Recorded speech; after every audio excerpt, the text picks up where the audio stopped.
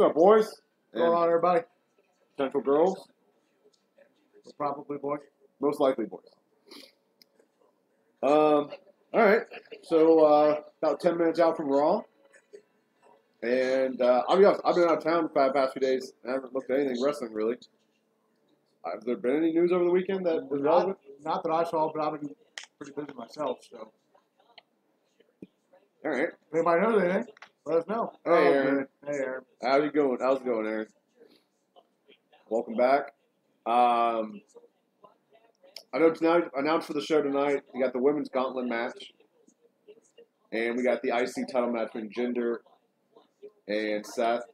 And then we have... They teased something about Nia Jax responding to, like, Ronda Rousey. So I don't know if Rousey's going to be there. Hopefully she is.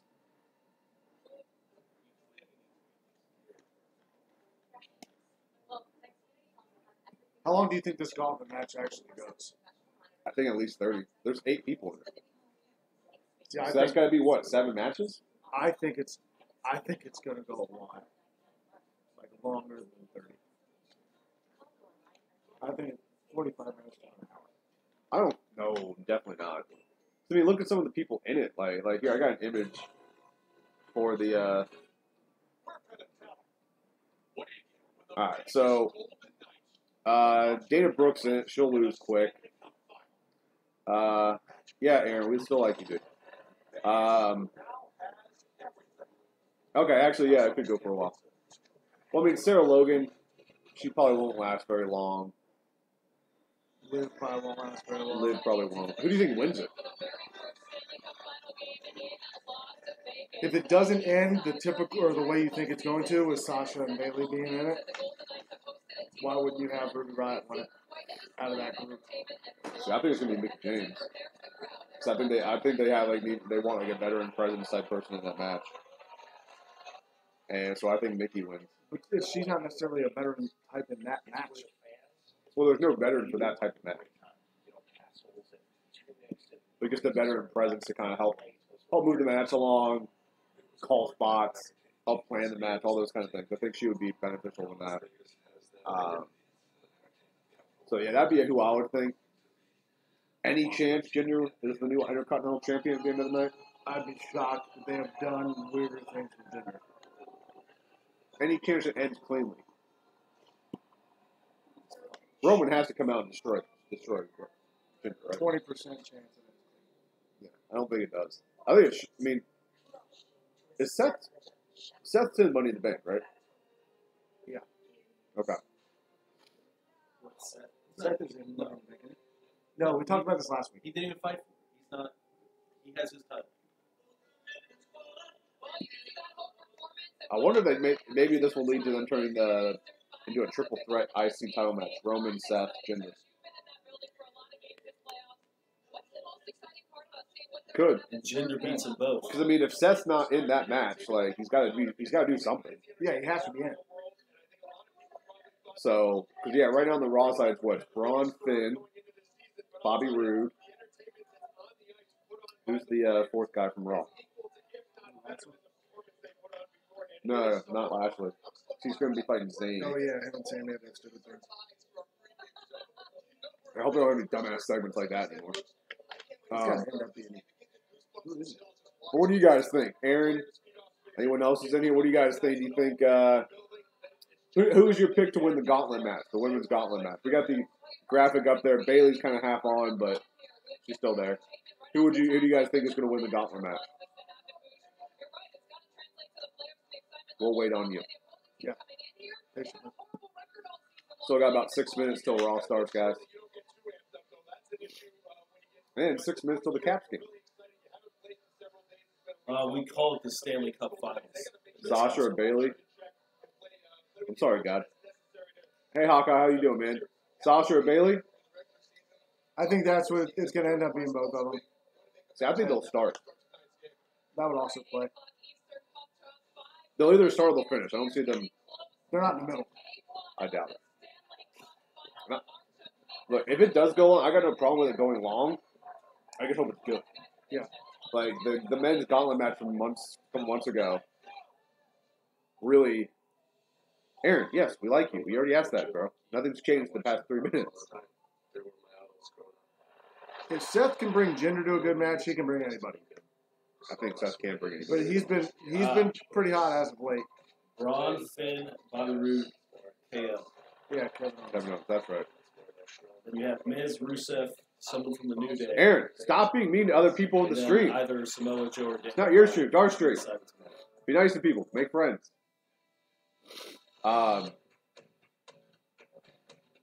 So, but yeah, I think Seth can get a good match out of Jinder. So I think Seth can get a good match out of me. I'd probably die. So I wouldn't know what the hell I'm doing. But I'd 100% break or pull something. They don't need Mickey James there. Natalia's already in there if you want to. that's true. Veteran presence. I forgot Natalia was in there. Yeah. I don't know. Maybe she'll throw a cat at somebody, and that's how she wins. She'll throw a cat up at the briefcase, and the cat will unlock The it. cat will actually fly her up there. Well, remember last year in the first ever Women's Money in the Bank ladder match, the Got it. man won it. They couldn't do that twice. Could they? Well, there's no man to kind of be in this match, right? Like, right? Like, Bill, you look like Post Malone. It's a rapper with a shit ton of tattoos. Thanks. What the fuck were we talking about? Oh, Money in the Bank. Yeah. I can't believe how much time they're letting between pay-per-views on this. It's weird. Well, they're going to be done. Like, they're going to have the participants before the Yeah, because lead-in, we still right? have 3 weeks. So they're going to have all this done with 2 weeks, 2 episodes of Raw and SmackDown. Yeah. After this week, there'll still be 2 more weeks of episodes. So, I mean, What they'll are have... you doing, Harry? So, I mean, they're going to have a bunch of build. Probably a lot of 8-man tag matches and 8 women tag matches. All right, well, those are my favorite. So, I mean, Brock's not going to be at the pay-per-view. Congrats, Aaron. You seem to be getting a lot of people pregnant lately. Might want to tone that down a bit.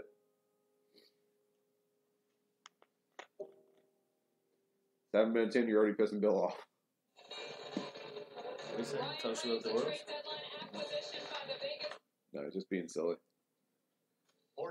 Just when you thought Peter eradicated Taco Bell's naked chicken chalupa, it's back with a vengeance, along with the spice. Go Caps, go. I'm in it with you, just not tonight.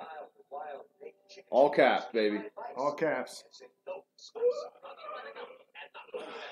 I'm not really a Capitals fan, but Except the ones playing. Not going to show up. You want to carry some more of those down there? I'll be back. all right, we'll see you in a little bit, bud. Try Hey, to. Todd. What's up, bitch? Don't scare him. So, some big news broke last week, and this was like right after Raw. Might be even before that, but they announced that all the pay-per-views are going to start at 7 o'clock now, Yeah. Eastern time. And since they're all going to be 4 hours, yeah, It should be 4 hours, yeah. then that means I don't have to hate them. Aaron, I'm not pissed off. You're fine. I don't know. I'm not really sure I like the idea of all pay-per-views being 4 hours. When you come, I mean, it takes away from the big four. Well, I mean, the big four are going to be like 5, 6 hours now. It's just too long. There's nothing I can think of that I want to watch for 5 or 6 hours. Unless I'm binge watching a TV show. And you know what I can do then? I can hit pause if I want to go do something else. I mean, technically, you can't hit pause. Yeah, but Dude, Hawkeye, it always goes till midnight now, man. Past few years have gone till midnight. yeah, it's rough. We did I take the Monday after off work. we did an after show after Mania, and we didn't start till like 12:30, I think. Yeah, something like that. Yeah, I mean, we went off like right as soon as it ended. It was like 12:30. I am so sorry. And we're doing the Money in the Bank, right? Yeah. So yeah, guys, we can make that announcement. We will be doing an after show immediately following Money in the Bank in a few weeks. So it'll just be a live reaction. Similar format to this. The graphics will be different. It'll be Money in the Bank themed. We'll go match by match. We'll go match by match. We'll run through the card, give our opinions, ask for your opinions, and So we'll be doing that for Money in the Bank here in a couple weeks. And obviously, we do this live stream every week. All right. Fireworks are going. Turn the TV up. What did you have it on last week? High. Keep going. Now let's try that out. All right. All right. It's got to be on 5 or 0. I can't do it. You can do what you Don't blow my speaker. It's my TV. You control the volume. It looks like George S. Patton. Gonna start off rough. All right, so we're getting a video package here to start from Memorial Day. Yes, Aaron, we were. So there's a bit of a hold on that. We're going to be doing that starting next week. We just didn't get the graphics in time. So we'll be doing that next week. And we'll be doing it every week following, but not this week. Sorry, man. I can ask you random questions throughout the night if you like. I was wounded on November 11th, so on Veterans Day. You think Roman starts again? 31 wounded. Not if he's. No, I think it plays better when he comes into the gender match. When we went into battle, Like, you just never see him. And then, like, you kind of half forget about him. Yeah. Because one of the soldiers that I had, Cena's got to start out right from work, but he's a I Marine. was heartbroken. He's all shooting a movie or something. Apparently him and Nikki are back together. That doesn't last long. Was Vince wasn't having that. 250 miles behind Is this guy's eyes closed? the Iraqi front lines and cut them off. It was a very dangerous mission. All right, still doing the video package for Memorial Day, so bear with us. Let me get rid of the Women's Gauntlet match graphic. There we go. We'll get a few more of those bad boys for a little bit.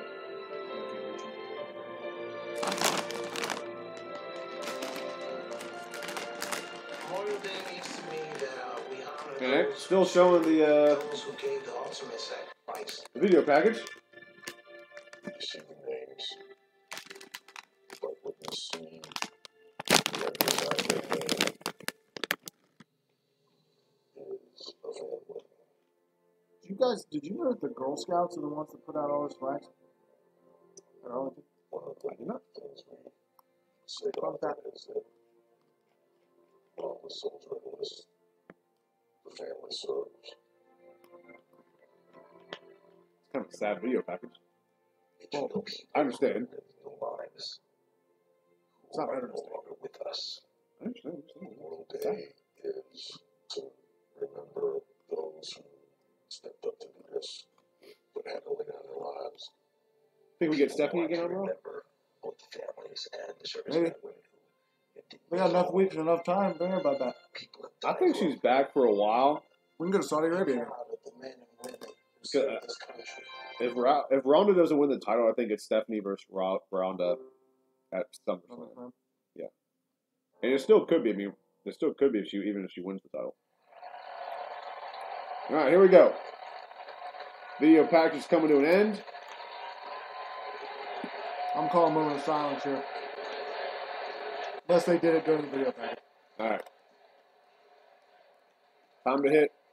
I am a real American. Oh, what a Or Braun Strowman. All right. Starting off. Oh, yeah, they're on Richmond. All right, just down the street.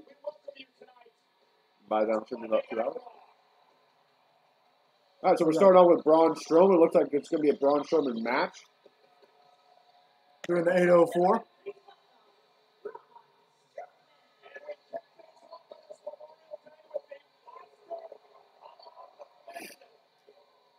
Braun's making his way down to the ring.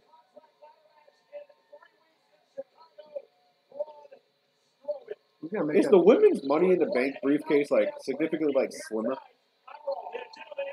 Well, that wouldn't be fair. It looks smaller.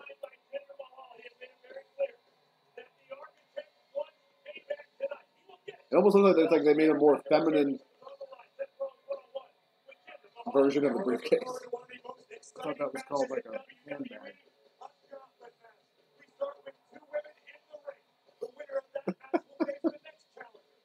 Why is Dan Brooke in this? Because they needed another person. Better than Alicia Fox. I like Dana Brooke. They just don't give her anything to do.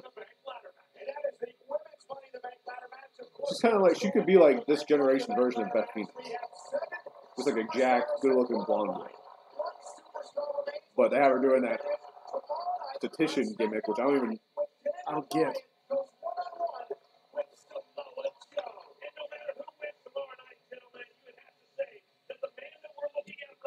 Oh yeah, tomorrow on SmackDown, Bryan versus Samoa Joe. I feel like they're wasting a lot of Bryan's like really good matches. Like he's already wrestled AJ. That could have wrestled main event in a pay-per-view. Jeff Hardy, they could have made event in a pay-per-view. Samoa Joe, that could have made event in a pay-per-view. All right, Richmond really loving Braun Strowman. The only thing they can do in Braun in a match like this is if somebody pushes over the ladder, he's done for like 20 minutes. Like that's the only way you can play him not winning this. I mean, you could hit him with the ladder a bunch of times. When I see that briefcase, I get motivated. I get motivated because I know inside there's a contract that guarantees me a universal title opportunity at any given time. No, Aaron, we don't do SmackDown, only Raw for now. World.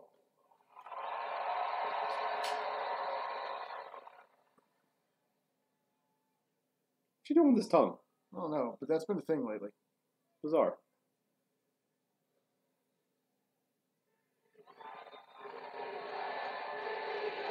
Remember when they tried to make him a heel? I mean, he wasn't heel for a long time, and then he just started flipping shit.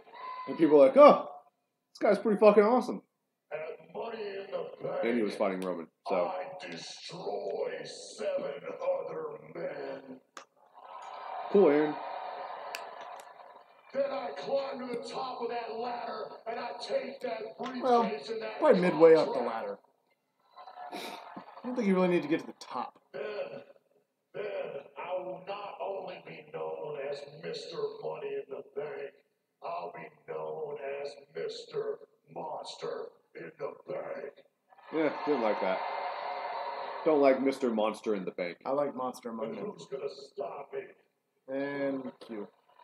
Not The Miz, not Bobby Roode. Here comes Finn Balor again. After last week, not Finn Balor. Not a single member of the New Day, nor Rusev, nor Kevin Owens. I'm taking that Money in the Bank briefcase, and I'm cashing in that contract, and Brock Lesnar is gonna get these hands. If they just stopped right No, now. Benjamin. I don't think Braun will win this. Because then you can't play him coming in a normal Money in the Bank situation. Like somebody's already lost, they're tired. If they want to put the belt on, they can do it in a one-on-one match. They don't need to do some kind of gimmick. The only way I would say he wins it is if Brock was actually there, and he just immediately cashes in. Like he doesn't wait; he cashes in his contract, and that's the only way I can see him winning. It's true. First one. And he held that, what, for less than 24 hours? Because Seth Rollins is an injury-prone wrestler. He hurts people. He hasn't hurt anyone since then. That's because he hurt himself. It's a man's model. I'm gonna climb one of them ladders. No, he was hurt before then. I'm gonna take back what is mine. Yeah, he was hurt before then. Then he got hurt again. Yeah, briefly though. He still wrestled Mania. To me and you. Last week we went one-on-one. Aaron, stop doing that. That I have.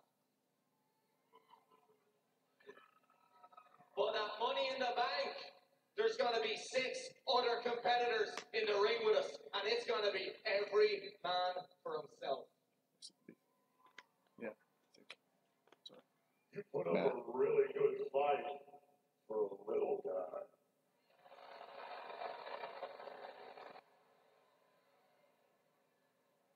Thanks. I'm really happy you said that. Oh god, that was dumb. Oh, he rolled right into that. You're fine. You're fine. Get up. Yeah, he didn't take that very well. He's got a bad shoulder, man. You two are going to be in a tag match against other random people I find. General Manager Kurt Angle.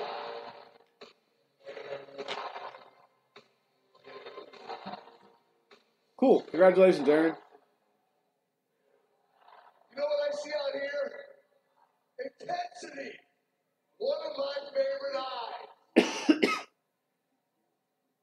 You know, the Money in the Bank ladder match will feature 4 Ladder match? superstars from Raw This is every week. and I 4 can't handle it. superstars from SmackDown. Give him Competing some. for the Put Paul Money in the Heyman with Bank him. contract, with the winner facing the champion of the respected brand at any time. I love when WWE Now, Finn explains Balor, the match. you said you gave Well, actually, they did Balor clarify his something roster that, last week. like, was it wasn't an sure if you incredible could match. cash it on any title. They did. So, They just Richmond, pretty much clarified how would that you it's. like to see you- Finn Oh, it's their Balor respective versus show? Braun Yeah, he just said Strowman that. right now. Oh, so we're getting a rematch from last week. Finn Balor versus Braun Strowman. Oh, buddy. Well, the general manager calling for an official to make this No, official. okay. A rematch of last week's Strowman. You want to come out here? Come here. This is Todd, everybody. If you guys haven't met Todd, this is Todd. Todd, come over. Come here. You gotta come around, buddy. Pick your paw up. There you go. Come here. Good boy. All right, so recap the. I say it was the dumbest decision of Finn Balor's career. Look at the physicality. No, I think at this point, leaving New Japan was probably the dumbest decision of his career. No, I guarantee he's making more money. Yeah, but you imagine if he still had that mystique before, he lost to Kane randomly. Like, and they could put him in, like, something like Today we're opening All more in. than 150,000 locations, Goldell. All right, so about to get we're all just getting started here, guys. Thanks for joining the stream. So we're at a commercial break right now. Braun versus Finn, a rematch from last week's coming up again. Aaron, please still be nice to people. But yeah, decent start. I mean, Braun cut a decent promo. Yeah, I didn't like the monster. What? Monster? I already forgot it. That's how bad the catchphrase was. Monster in the Bank. Monster in the bank. Yeah. I don't get it. I get it. It's just because money starts with an M, and you're like, oh, monster. Like I said, I get it. I just don't get why they needed to have that, I guess. I don't know. Vince probably wrote that line. But guys, hey, thanks for joining the chat again. I'm Bryant. This is Bill. Obviously, this is the Voice of Wrestling's Raw live stream and discussion. If you don't already, like us on Facebook. Visit us at voiceofwrestling.net. And if you don't already, subscribe to the channel. This way you can check out all of our video content from both this stream, after shows for pay-per-views, and our flagship show, The Voice of Wrestling with Chris Cash and Nick Paglino, which airs every Wednesday at 5 p.m. on Fight TV. But yeah, not a whole lot's been announced for Raw. I mean, I'm assuming Jinder and Seth will be the main event. The mouthing is off? What are you talking about?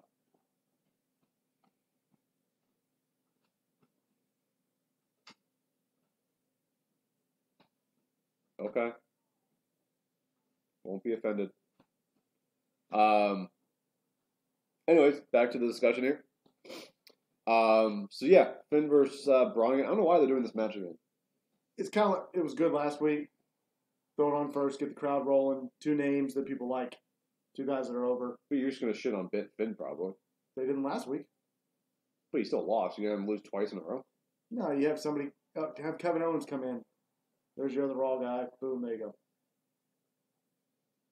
Yes, it's basic. They do the same things over and over again. I don't know. They could do better than that How? by not doing that. What would you like them to do? I put Finn over. You want Finn to straight up beat Braun? Yeah. Braun's already lost, so like, I mean, you can do it like on somewhat of a dusty finish. I mean, hit him with a steel chair when the ref's not looking. I mean, he's been a little heelish lately. Well, Like he gets when slapped. he started the club of which we do not speak when it comes to WWE, when he started that, he was a heel. Oh. And it was awesome. And people in Japan didn't even like characters. They just like wrestling. Told you. No, it's already setting it up. All right, so we're back here on Raw. Kevin Owens is joining the commentators ringside. Or not ringside, stage side, I guess. All right. Early out of the gate, Braun dominating Finn, throwing him from the corner again. Finn's telling that a little too much to start the match. You gotta remember, you already happened to him once. Yeah, it's been like 4 minutes since that happened. Hey, don't criticize him.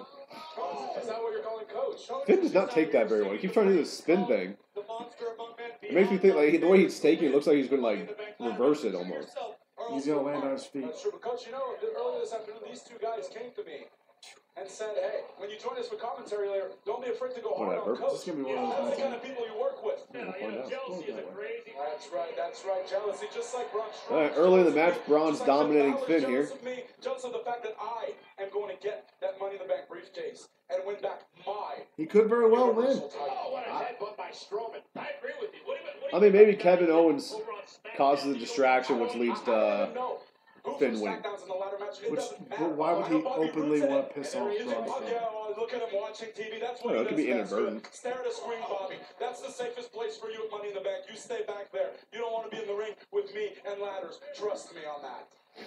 Bobby Roode qualifying. So how soon can Kevin Owens retire and Kevin Owens did. do what he's doing right now? Strowman pointed up toward the briefcases inside a contract. Not Because for I think long. if something ever happened to him, like with Corey Graves, concussion, something like that, I think he'd be great. Yeah, he'd be good at commentating. This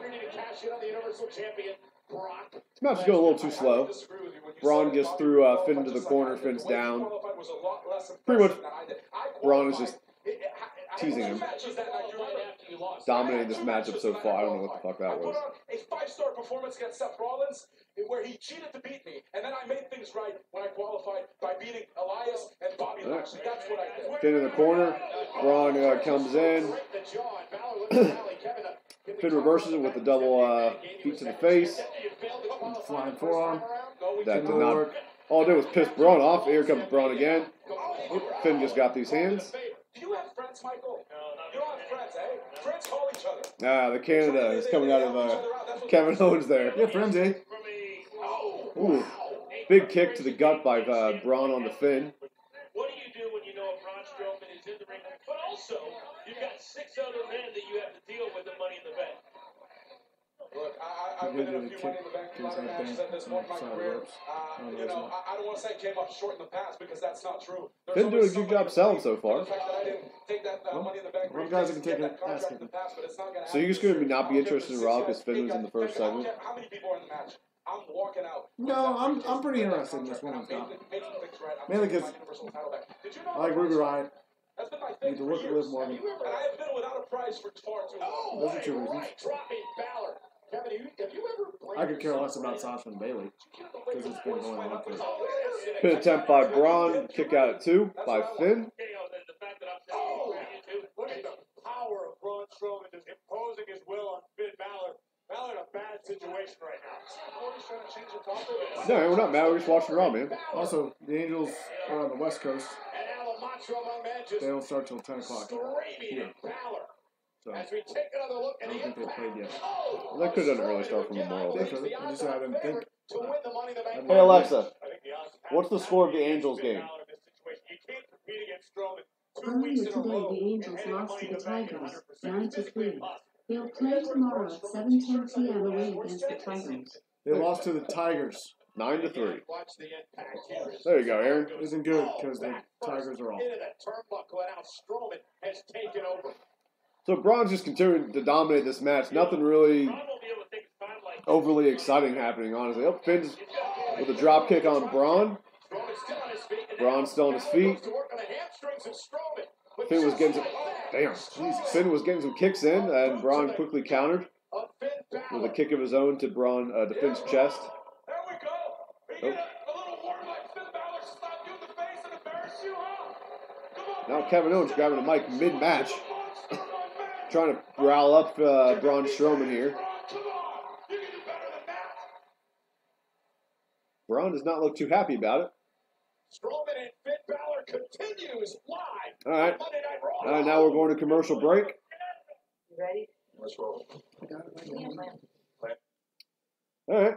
So, their match last week was much better. Yeah. So it's a start. It was evener. This is just a butt kicking. This is just Finn getting his ass kicked. It's like he pissed someone off backstage. But we're still in commercial break here. Guys in the chat, what do you guys think? You think Finn has any chance of winning this match? Looks like Owens is going to get involved in some capacity. There's 5 minutes of the Medieval Knights performance. Medieval Times performance before the game. They do it before every game. They fucking showed it on TV. Oh, man. Fucking weird.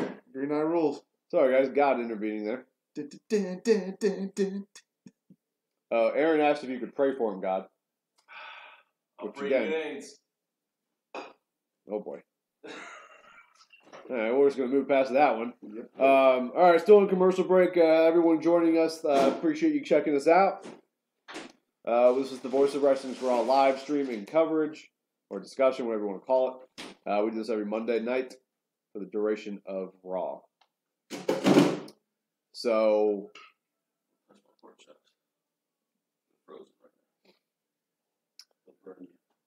burn it down. Burn it down. We'll burn it down. No chance in hell Finn C going to win. I mean, Finn could win. Especially with Owens at the ringside, that gives Finn a much more possibility of him winning here. It does. Distract him and then Get a roll up. you really roll up Braun Strowman. I mean, we'll find out. God, they're still just doing the anthem for the Yeah, game. the Capitals game was supposed to start 20 minutes ago. All right. Still going through commercials here.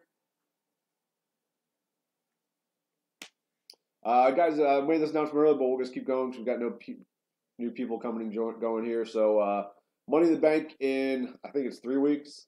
We'll be doing a Raw after show with our immediate reactions to the show, breaking down the matches, storylines moving forward.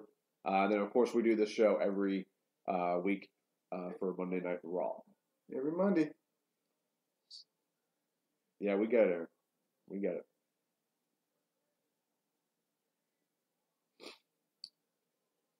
Oh, All right, this is the longest commercial break ever. it really does If feel the like match was going the same way it was, somebody died. But yeah, I mean, I don't know. I'm not a big fan of this match so far. If I'm hearing correctly from God's television, the Let's Get Ready to Rumble guy is doing the Stanley Cup. Yeah, I mean, it's Vegas. It's Vegas, so, I mean, makes sense. He's now doing it like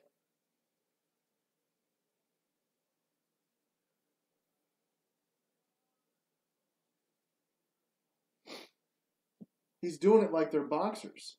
He's like reading saying what their colors are, their record.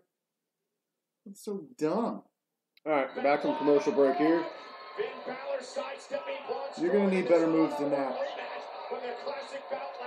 All right, so Braun just throws Finn into the corner here. Finn gets out of the corner, going up for his little, he's going for a step-up insecurity, but Braun countered it.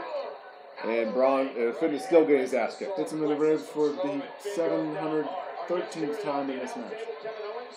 Well, Braun's got a limited moveset. He's only going to do so much. Do you think athletically? I think he could do more. Yeah. I mean, there's times where he has. Oh god. All right. Braun setting up for his running around the ring. He's gonna miss because he would kill Finn. Oh god, he didn't miss. Oh shit. All right, so Braun just did his running around the ring shoulder tackle into Finn and threw Finn over the guardrail into the crowd. Obviously, they have, wrestlers there to catch Braun. It's not real fans, but still. Now Braun is outside of the ring into the crowd with Finn. Picking Finn up over by his shoulder. Throws Finn. Oh no. He's carrying Finn over the guardrail. And now he's going for the. Braun was going to throw Finn into the ring post. Finn got out of the way, threw Braun in head first. And now Finn is starting to get the upper hand. He's throwing some kicks and some punches. Braun Again, pushes he's him getting more than away. that. Oh, big kick. He's over the top. Jeez. Finn showing some life here. Man, that's a stank Drop kick. behind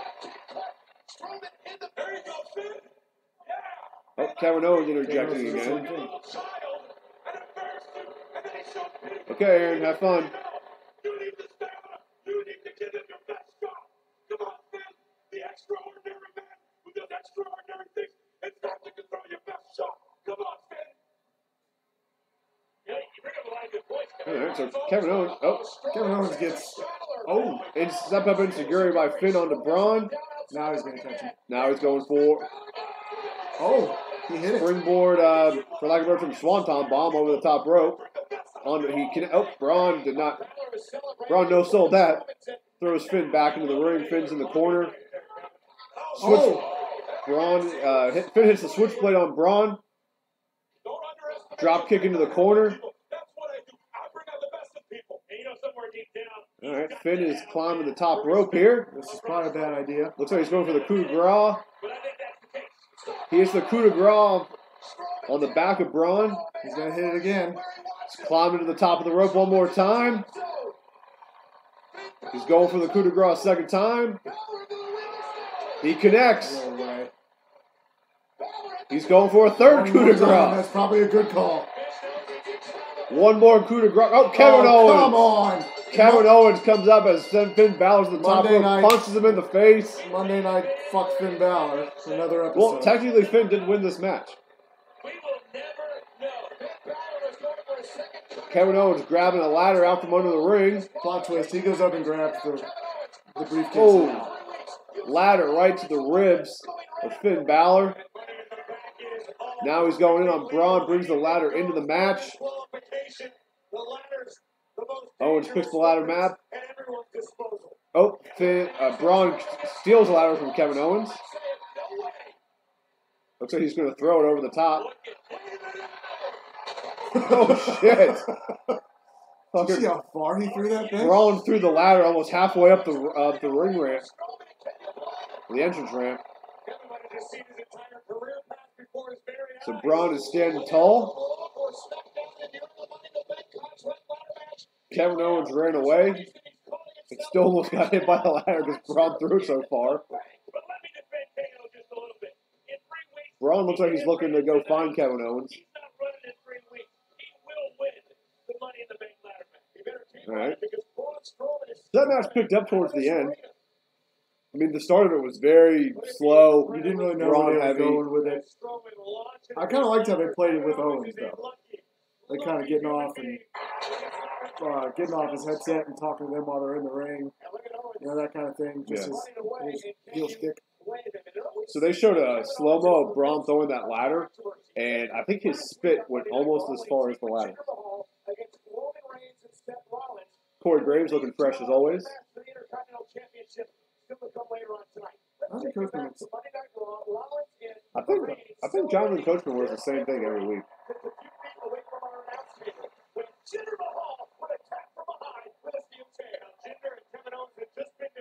Showing a replay from last week of Jinder beating the crap out of Seth and Roman with the steel chair.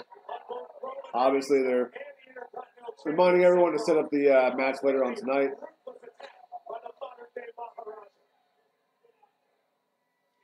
In real life, that's assault.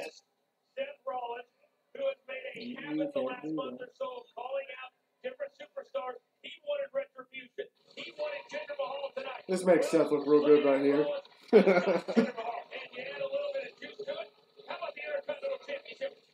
Where they have those dots going through, like his chest and everything. They were on the background. Not like this one, but some of them. All right, they're hyping up the gauntlet match for later tonight. Hey, Mud, I don't know what that means. Or Mod? I think it's a Mod.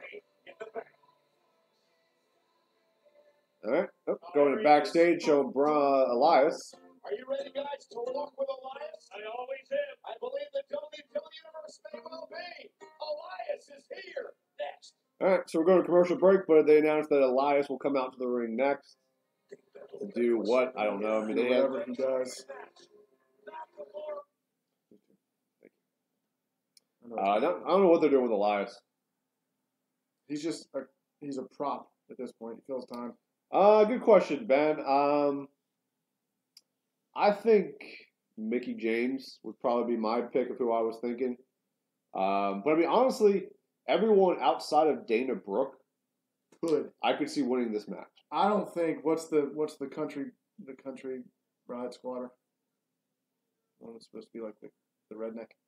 Sarah Logan? Yeah. I could see her winning the match just to give her, to make her stand out more in the group. I could literally see any of them winning. That's not how you say it. Spell my name. It's not Bryant. All right, Aaron. I want you to do something. From now on, everything you're going to type, I want you to type in Microsoft Word. It'll correct things. Do all the corrections, then just copy and paste it. Problem solved, man.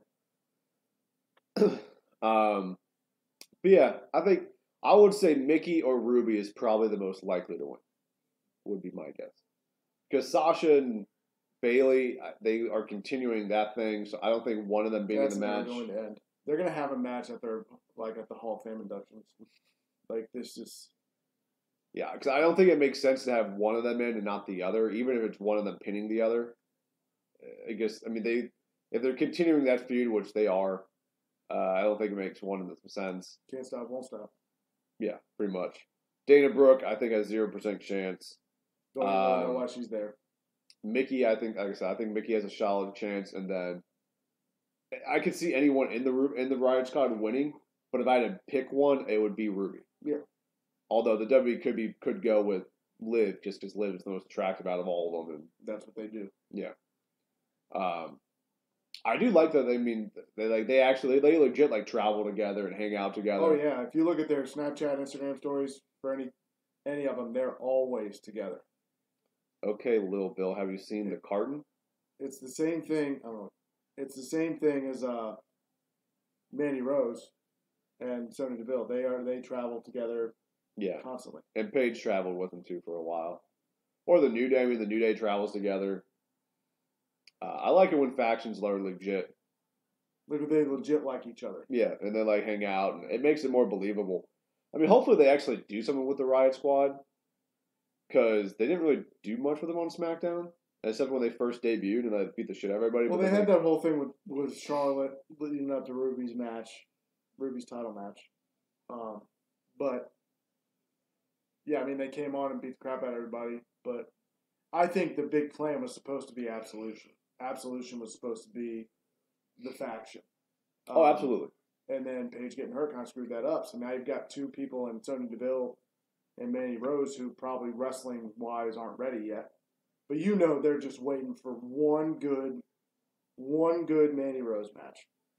Well, the rumor is that they give Mandy Rose the Emelina gimmick that Emma just couldn't pull off. And they scrapped that whole. I mean, they did video package for 3 months hyping her debut as Emelina, and then they scrapped it. And the rumor was they scrapped it was because she just couldn't pull off the character. What is the character? Pretty much just this glamorous, over the top, I'm better than you kind of thing. And that Mandy Rose is pretty much doing that gimmick now. Yeah. Obviously not as Emelina or anything like that, but so yeah, that's pretty much what they're going for with that gimmick. So we'll see how it works out. There's definitely a look there. I mean, even I don't mean that oh my God, she's hot. She is, but she's got a look to her, wrestling wise, that it makes sense. Oh yeah, I mean she's a good looking girl. I think Sonya Deville does too. The only problem is the gimmick she's got as the MMAer. She's 4th on the list. The problem is with them signing all of the 4 horsewomen, MMA 4 horsewomen. It doesn't make a lot of sense to have that character. Yeah, she's just going to get buried. I mean, she might get a Rousey match, get a nice payday out of it. Commercial break ended, guys. We're getting a replay of the finish to the Braun Finn match. We'll also see this after every commercial break, probably every half hour.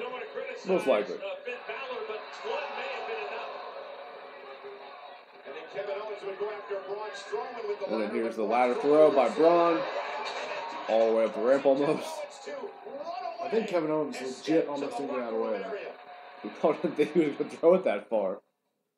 Oh, they're showing Kevin Owens backstage. Looks like he's trying to leave the arena right now. Clearly, Braun is going to catch up to him. Listen, no, get my guy here. Hey, I need the keys to the great car right there. Hey, come on, I just need to see you. I don't have a ticket. Just get the keys. Get the keys. Get the keys. Get the keys. Oh, where do you think you're going? Well, I'm leaving. Why? It's Memorial Day. There's a big parade downtown. There's fireworks. I don't want to miss it. You know? About that stuff, you're Canadian. What? Listen, you're not going anywhere. You have a match. What? There's a guy that didn't appreciate the comments you made about them earlier. Bobby Roode. Now go get dressed. Go get dressed. He is dressed. What are you talking about? Yeah, that's what he wears. He's just got to put shorts on. Which are probably under those. All right, so Kevin Owens, Kurt Angle just announced we're going to get Kevin Owens versus Bobby Roode later on tonight. Change your career in moments. And just like that, Now we're getting the Sasha Banks promo and the way backstage. I see it, that contract has my name written all over it. But before I climb that ladder, I have to get through this gauntlet match. This match is going to take guts, skills, and luck. Guts and skills I have, but luck? You don't need luck when you're the boss. Ladies and gentlemen. All right, that was a weird promo. I think all those promos where they're like holding the cameras is weird. All right, now we get Elias in the ring. Hello, I am Elias. Elias is going to be the next version of Bray Wyatt, where they just never know what to do with him. Yeah. I'll probably end up in the Wyatt family because he has a beard.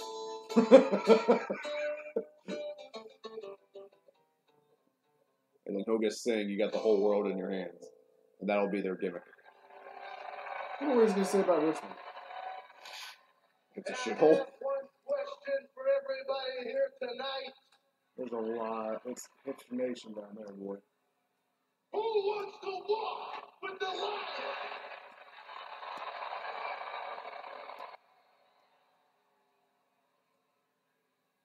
Now tonight's song is very special to me. See, it's one of those ones where I picked up the guitar and the words and the music just came to me, you know?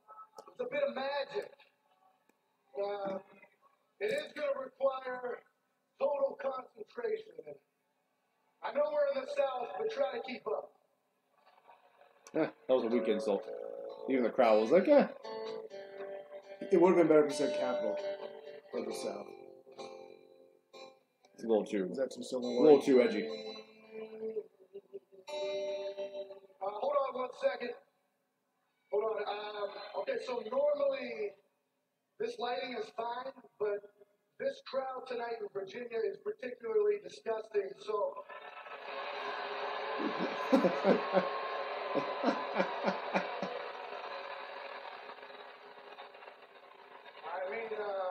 Sir... Okay, I can't look at that. If we could bring the lights in just a little bit. Okay. Oh, that's a good bit. Okay, that's good.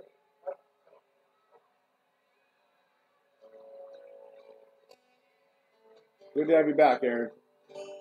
Okay. You know what? One other thing, actually.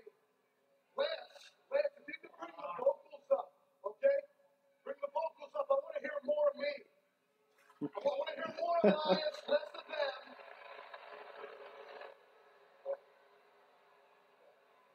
We'll soften the guitar a little bit. Good. Yep. You love or you live in When Virginia, I Benjamin? say I love Elias, you say yes, I do. That's it. That's right where we want to be.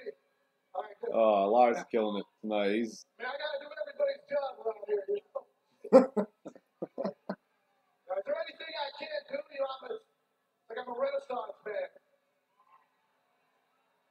And not that anybody in Richmond would have any idea what that is.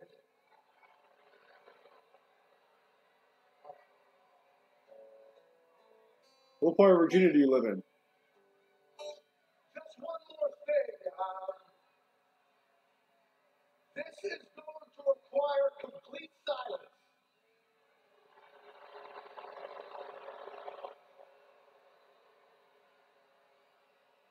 So right now, I need you all to shut your mouth. Oh, what happened to the rest of it? Silence your cell phones. Just for some Hold reason, your my earpiece applause. going. Hurry up. If you think I am messing around, I will sit here all night until I can hear a pin drop. And that'll be when the entire place leaves. That's Oh, cool, nice. Benny.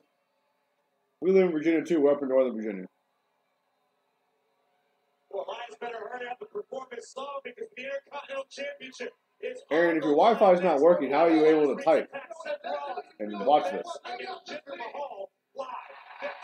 So wait, They're telling us they left Elias in the middle of the ring?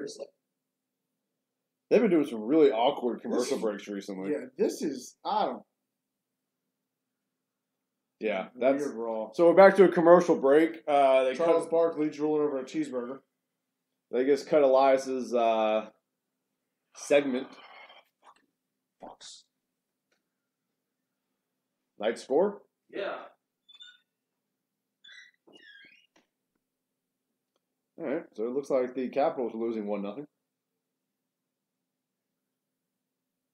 Only took about 45 minutes for the game to get started. It's actually only 20 seconds into the game for an 8 o'clock start.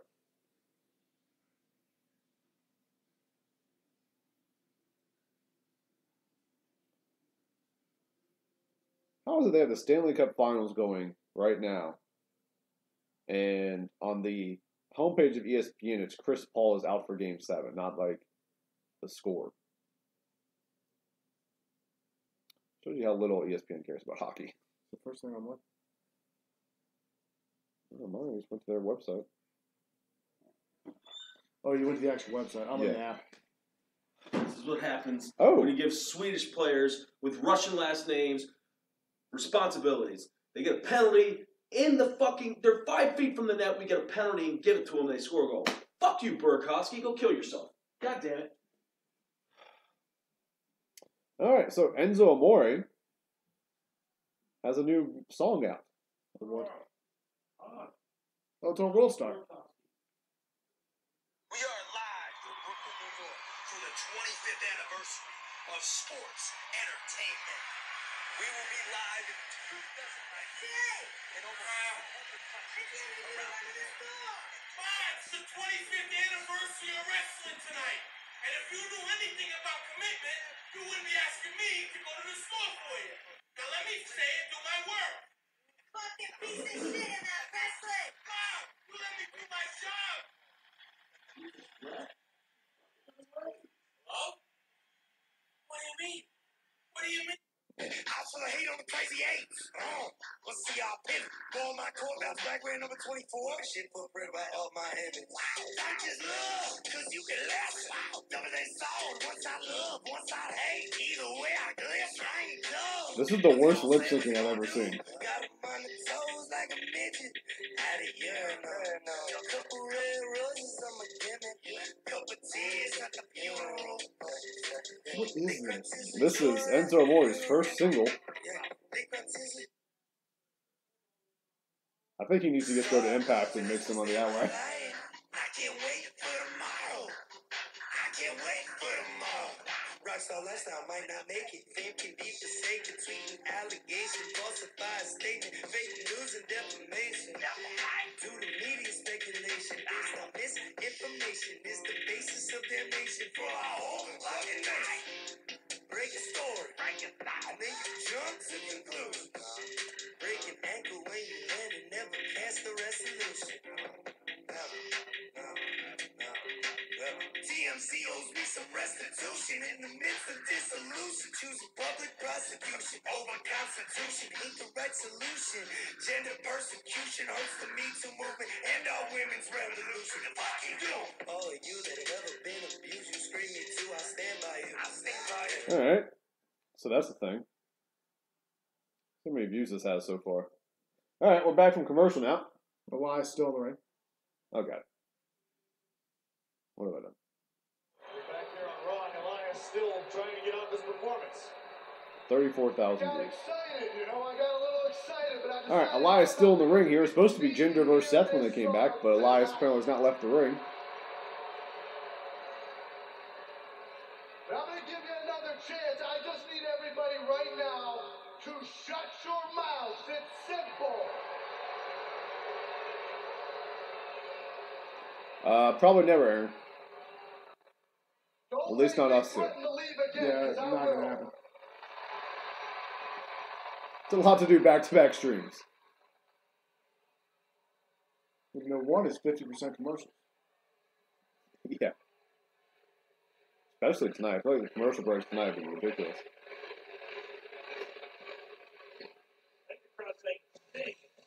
Uh-oh. Ooh, maybe Elias is going to move on to a Seth Rollins feud. And that's what Seth's match will be.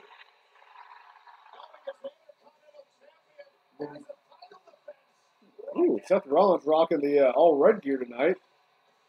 Michael Jackson, Intercontinental Champion.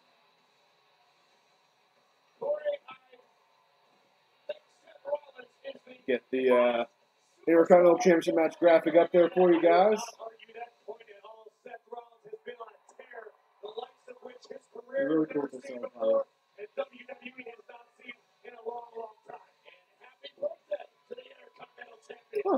Oh, happy birthday, Seth Rollins.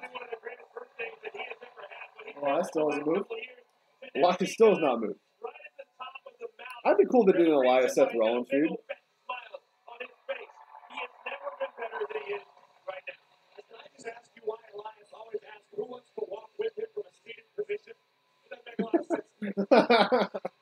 Corey Graves with a good joke there, asking why Elias always asks everyone why they want if they want to walk with Elias while he's sitting down.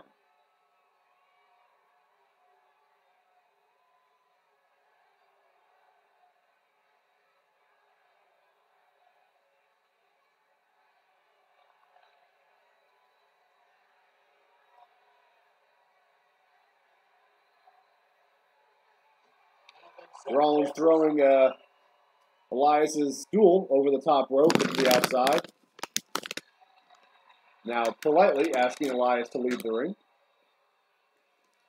If they're going to do that match, Benjamin, I would think they would hold off that till Money in the Bank. They might build it up.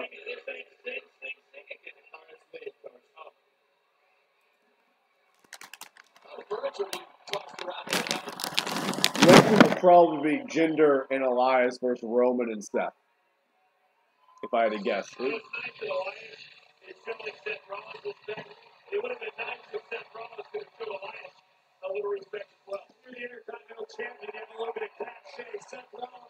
It's possible, Aaron.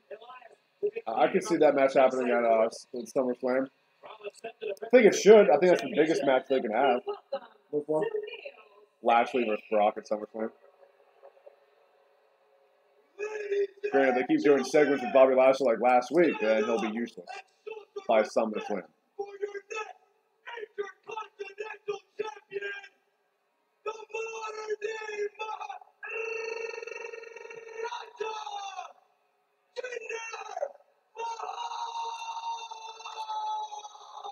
And because of Jinder Mahal's attack with a steel chair on Roman Reigns and Seth Rollins last week, Seth Rollins... Also, how does it make sense that because Jinder attacks Seth with a steel chair, that he gets a title shot?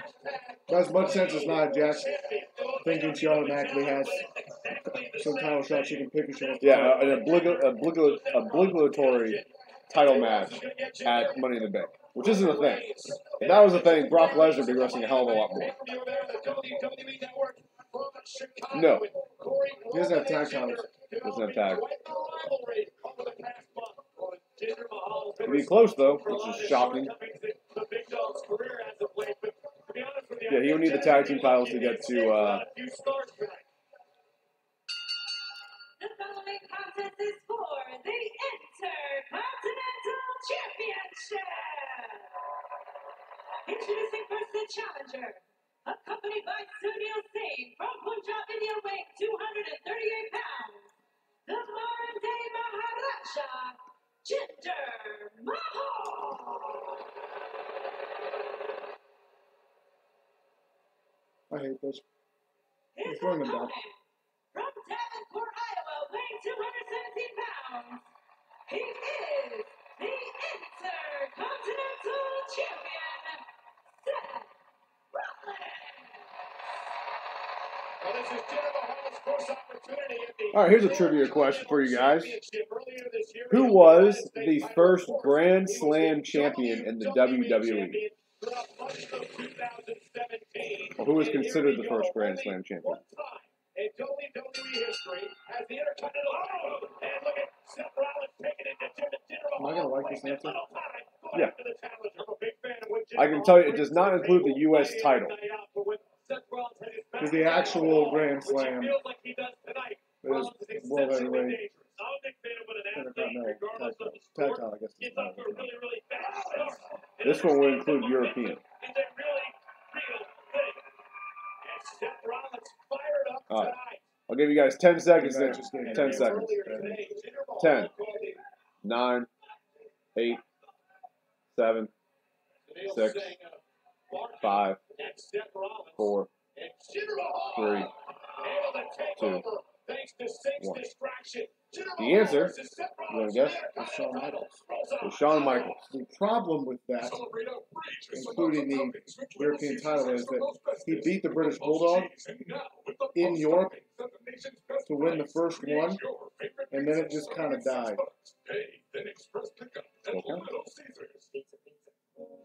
He's considered the first Grand Slam champion of the WWE. Smoking as tea can permanently stun your lungs. Taking the air. All right, back to another commercial break. Because why wouldn't we have one? It's been 5 minutes.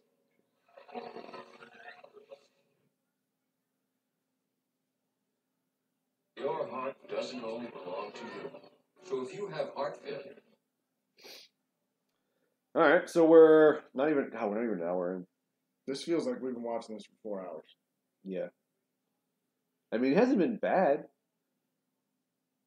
It's just dragging. Yeah. Like, everything's been slow building. Like, the Braun Finn match ended with some high notes. Like, the second half of that match was pretty strong. But the beginning was just dragging. And then, is this only the second match? It has to be.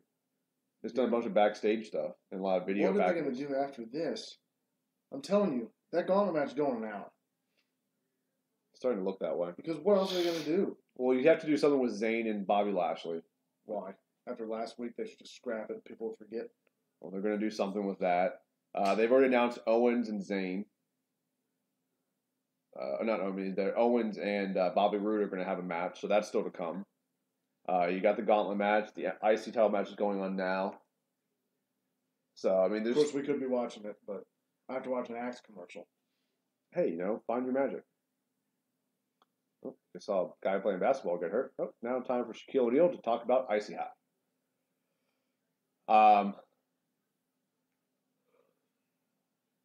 And all of a sudden, that guy's Kobe Bryant. Saw the video, dude? Oh, the Enzo video. Is that what you're talking about? Rohit, are you talking about the Enzo Amore music video? That is fucking awful. Page view?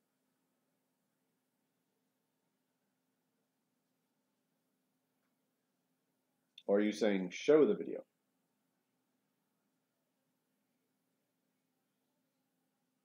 Don't know what you're saying. Still on commercial break? Good Lord. Commercial breaks have been crazy They're long. in full kill time mode. If there's 3 weeks until the pay-per-view, these next 2 episodes in 2 hours are going to be like nails on a chalkboard. And they can't have Roman and Jinder carry 20 minutes, can they? We'll find out. One of them can. We're back from commercial break here, guys. We got Rollins and Jinder in the middle of the ring. Rollins has a headlock on Jinder with a headbutt.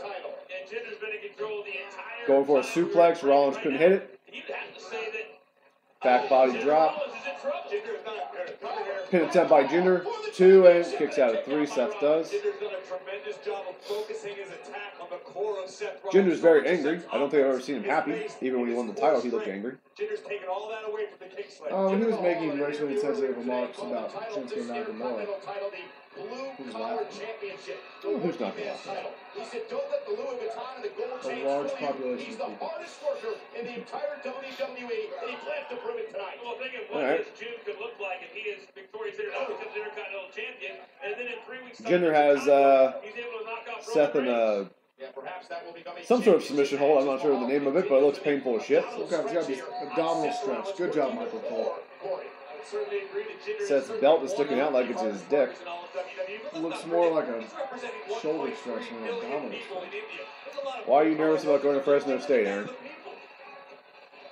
Notice how he asked me. looking to try to perhaps get Seth Rollins to submit, though. Seth looking for a hip toss. Seth looking to reverse into the ropes.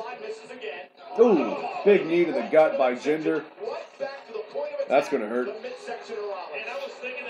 Jinder is seething now. Stomping away on Seth Rollins in the corner. Ref breaks up before the count of 5. Jinder is still angry. Aaron, I'm pretty sure The Undertaker is it. No. He's going to win the Intercontinental title. So, no, he's not. He's been tag team champ a bunch of times. Yeah. Yeah, he hasn't been European. Well, European doesn't. Also, the European, United States, or Intercontinental. Because like, they gave it to Michaels for the European title. He's never. Shawn Michaels never U.S. champ. So they're giving him for that. Well, no, they gave it to him because that was, at the time, those were the 4 titles. I know. I'm saying they still consider him that. There was somebody who did it before. But they could have. There was a 4th title. Yeah. What I'm saying is, if actually was there? What? Was there someone who would have held the tag, heavyweight and Intercontinental? Who? But did Michaels do it first? No. He won his first world title off of her. I know that. Capitals just scored for everyone who's a Capitals fan. Bret Hart's Ascend was like the most stereotypical one you could possibly have. It was the Hart Foundation. He won 2 tag titles. Then he won an Intercontinental title. Then he won a second one. And then he won 2 different world titles before Michaels took his second world title off him. Well, clearly they never considered the. They did at the time. Well, then why would they call Shawn Michaels? Wikipedia. It's real. He believes he is the fighting champion on Monday Night Raw. This is Monday Night Raw. All right, back to the match here. Seth Rollins gains the upper hand.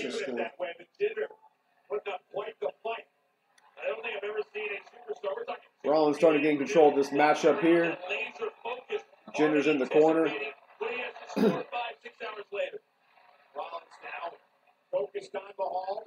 Seth launched over the top rope from Jinder. Springboard. Rollins misses. Ooh. I don't know what that move's called, but it looks like it hurt like hell. Pin attempt. Seth kicks out 2.5. Jinder's got a lot of spit in his beard right now. It's kind of gross. That's why beards are very unsanitary. Don't pay attention to mine right now. Playoff time.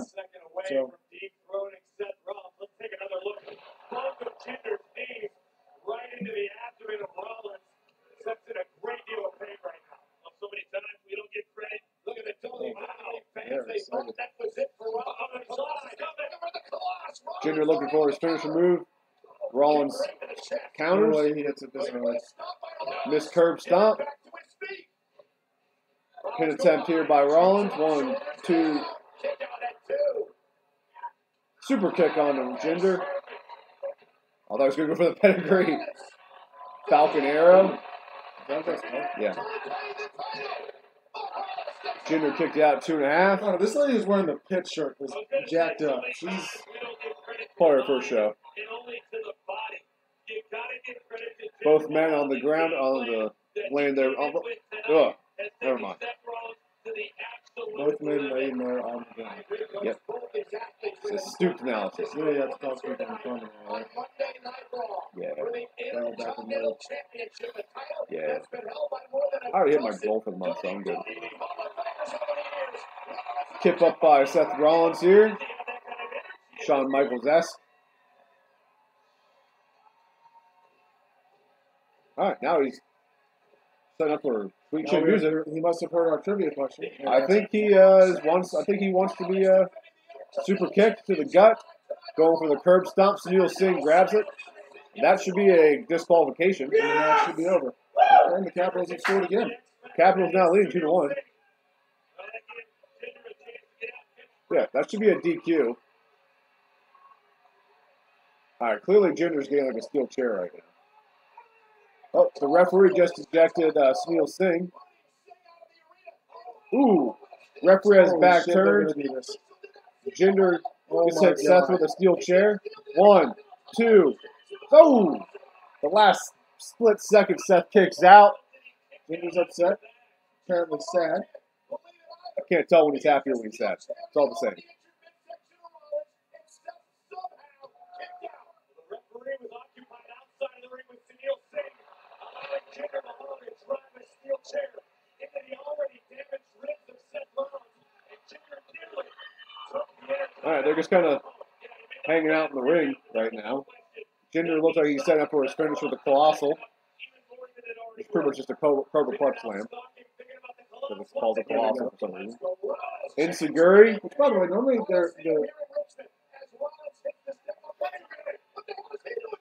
Oh, Sunil Singh, after being ejected, comes back in the ring. again, should be a disqualification. Sunil might cost Jinder his opportunity by giving disqualification. There is no question. Gonna throw this match out on the internet.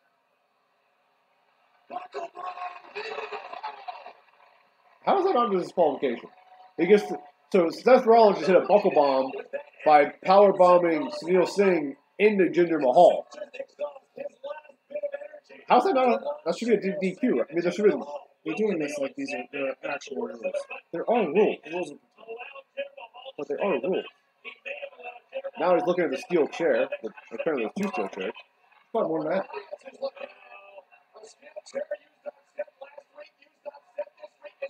Alright, apparently Seth doesn't give a fuck about winning the match. We can't lose the title this way. Am I the are you the homie? Ooh. Alright, there's your DQ. Champion's advantage. Seth Rollins loses the match.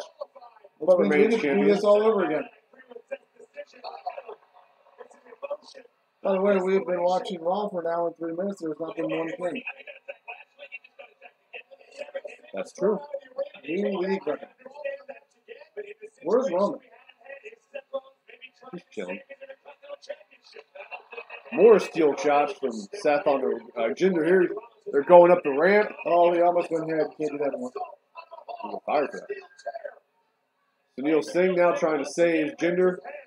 And he's going to get a chair shot of his own. Just throw it. Jinder Mahal running away like a good heel should. Yeah, Aaron, you're the homie, dude.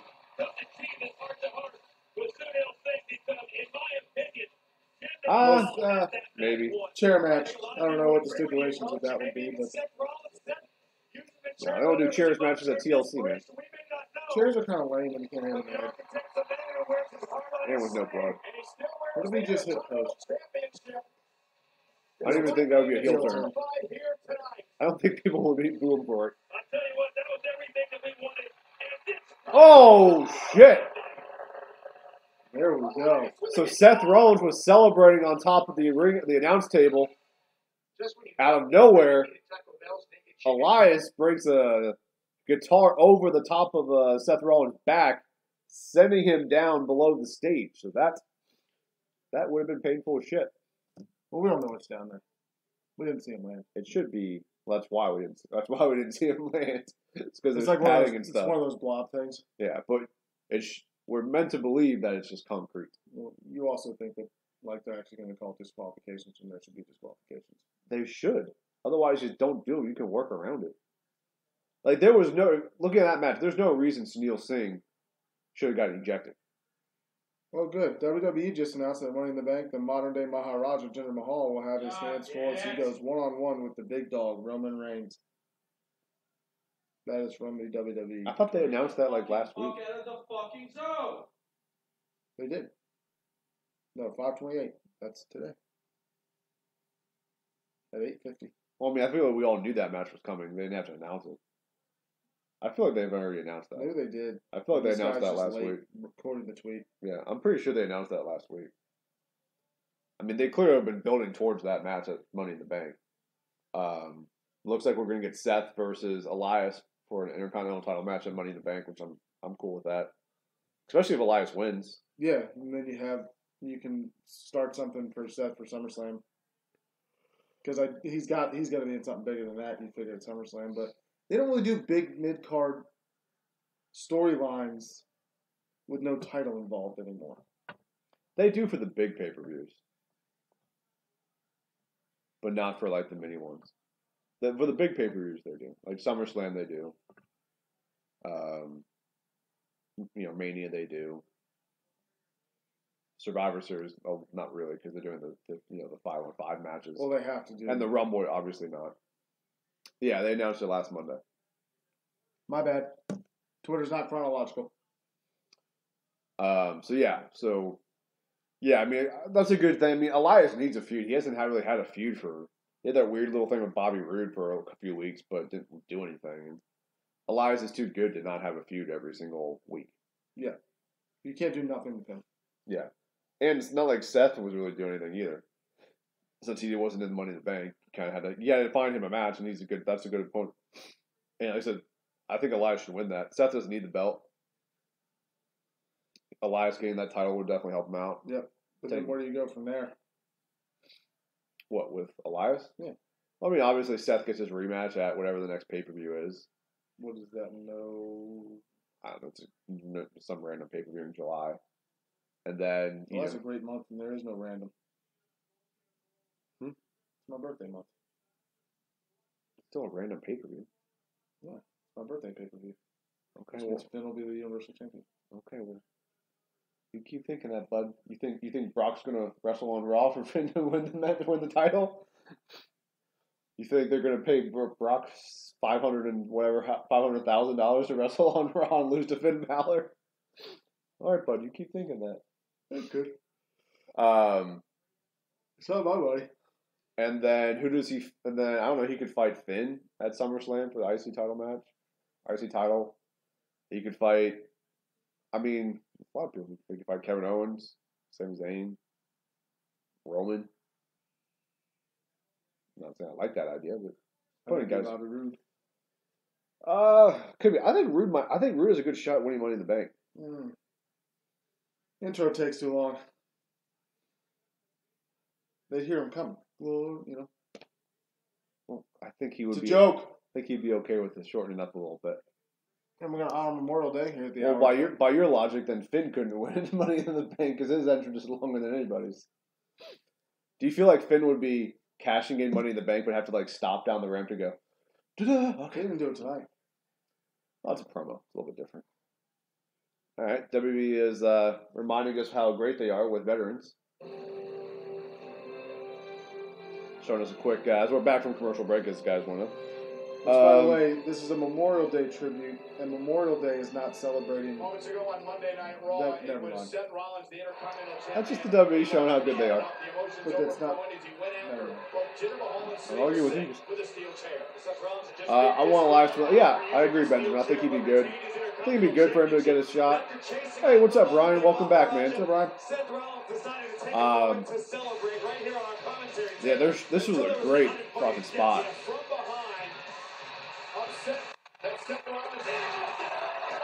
That's a great spot.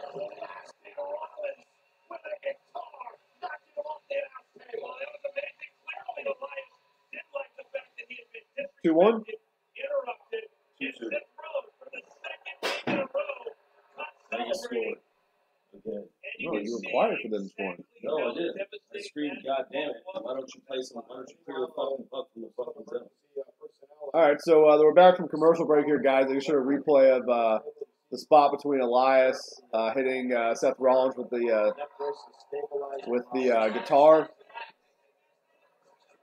And now they're showing Seth on a stretcher with half of J&J Security helping him out.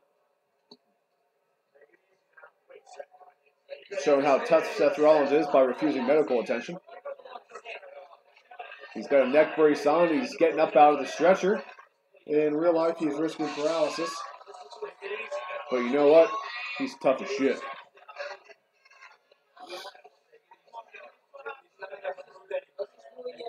Now, every time I go to a hospital, they tell me my knee's torn. I'm not going there. And there are people mockingly singing "Happy Birthday." By the way, I understand that, but like he's on the stretcher. Oh, nice little. By the way, they should have never shown that shot because Aaron, from the table, every time Ryan comes in, you ask him if he's Asian. Stop that. From the table to the floor thing isn't that far. Like he's making it look like it's a mile down. Yeah, but if you lay on that and it's concrete, like it'll fuck you up. Corey Graves looking sharp as always. I'm pretty sure Coach wears the same suit every week. Yep. He's like, no, I'm good. I like this one. This one's comfortable. And nobody pays attention. I can't. This is the first time I think I've looked at Michael Cole's suit in 5 years. I don't care. Michael Cole, the vanilla ice cream of the WWE. All right, now comes the resistible force, Nia Jax. See what I did there? Brian's favorite wrestler. Looks like Nia's dressed to compete. So it looks like she's going to have a match. It's good. Maybe somebody will pin somebody tonight. Because it's 9:15 almost. Ooh, looks like Rowdy Ronda is in attendance in Richmond. Can someone tell her she does not have to wear a leather jacket every week? And smile like a... I really like Ronda Rousey, but the leather jacket bothers me. Like, I get it. You're kind of trying to do a Rowdy Piper thing, but I'm pretty confident Piper didn't wear his jacket every single week. Oh, he just wore the shirt. Oh, no. No. Do not put Ronda on the announce table. Oh, God. You forget how bad the Women's Royal Rumble was with Stephanie. Oh, God. Every minute. Gonna get another entrant here. Why are they doing this to Ronda? She's terrible on the mic. Could be worse. So you're going to put her on the announce table? Could be worse. It could be Nia. Oh, she has a microphone. God. Exhibition? You're making up things. This isn't the MMA. This isn't UFC. This isn't like a live training session. Let me kick this off real quick. Let me start off by having my opponent here demonstrate that thingy you do. What was that thingy? With the armbar. The armbar. That's what it is. That's what Nia Jax. So come on over. Please. Let's show it. Shut up. The local talent is pretty attractive.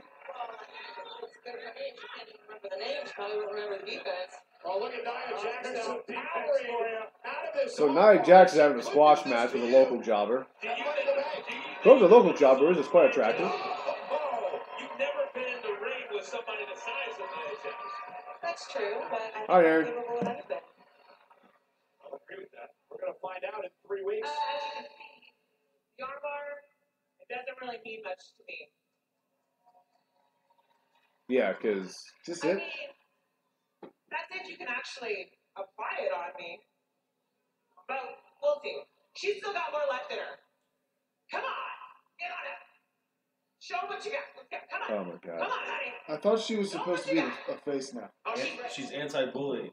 But she's bullying. Nice opponent is no slouch. I mean, that's Michelle Webb. She was the Surrey County Judo champion. I love Corey Graves so much. Because nobody really knows if that's true. There's no way it's true. Come here. No, run I away can from me. easily get a victory on that. A little 1, 2, 3. Especially on The you. bell hasn't rung. You can't get a 1, 2, 3. It's an exhibition. I'm not done yet. Hey, I just want... Apollo Creed died in an exhibition, okay? This is nothing... crushing Michelle Webb. That is the classic large wrestler move. Bonsai drop. You can count to 10, 20, 30, 40. She's not getting that. Does she roll her up? Now, Rhonda, you've never faced anything like that in the UFC, now have you? No. Nope, not gonna say it. Nope, not gonna say it. Now, if I Why? wanted Why to, wouldn't they have? Why wouldn't they have fought in the same match, Brian? Not gonna say it. literally crush a woman's chest. That's not fair. Well, that's saying there's a lot of fake boobs in WWE. I was gonna say that, like, that's costing people money. This too. Charlotte's already had like 2 boobs pop since she's been in the WWE. Oh my goodness, Nia Jax gonna do it again. Oh, I'm pretty sure that wrestler took all of that weight. and again, sending another message to you, Rhonda. Rhonda, that's got to give you pause. I mean, Is you've that never right? seen anything like Nia Jax before. Well, it's more than No, average. I've definitely never seen anything like her, that's true. But no, Rhonda, it looks as though there's How do some they real watch consistency. Nia Jax every week and Probably think, you for know the what? system that you're gonna need. Let's give her a mic. But, Look, the belt, why don't you come on down? I understand she's different. She's a bigger girl. Come on. You want to put a title on her, that's fine. Okay, I get that. She can't be serious. But understand what you're working with. She can't be serious. No! Back it up! Back it up! Now she's bullying men. Rowdy! Ronda Rousey to come into this ring and help this girl out! At least she's a heel again, like she should be. What about it, Rhonda? Well, I think we got our answer. No, Boys, no chance. Ronda Rousey's never backed down. No chance what? She's really going down there? Gotta get the She's a people babyface. what She they has to go want. down there. Gotta get what they want. The babyface can't not go down. Take your jacket off if you're going down. Let's get ready to go. I've never seen Nia Jax this confident in her own ability. Nia's manipulating Ronda Rousey is what's happening. Nia made the challenge. Let's not forget, she challenged Ronda to this match. Nia put her championship on the line in Money in the Bank. She knows her name. You can shut up now. That's pretty loud. I'll give her that. Ronda, not much to say tonight, but her face. Well, the person she's supposed to help out is already out of the ring. So there goes that. No opinion. Oh, this. This is the intimidating look I've heard so much about. Wow. That's pretty good. But you see, I'm not so intimidated by it. In fact, I find it quite humorous.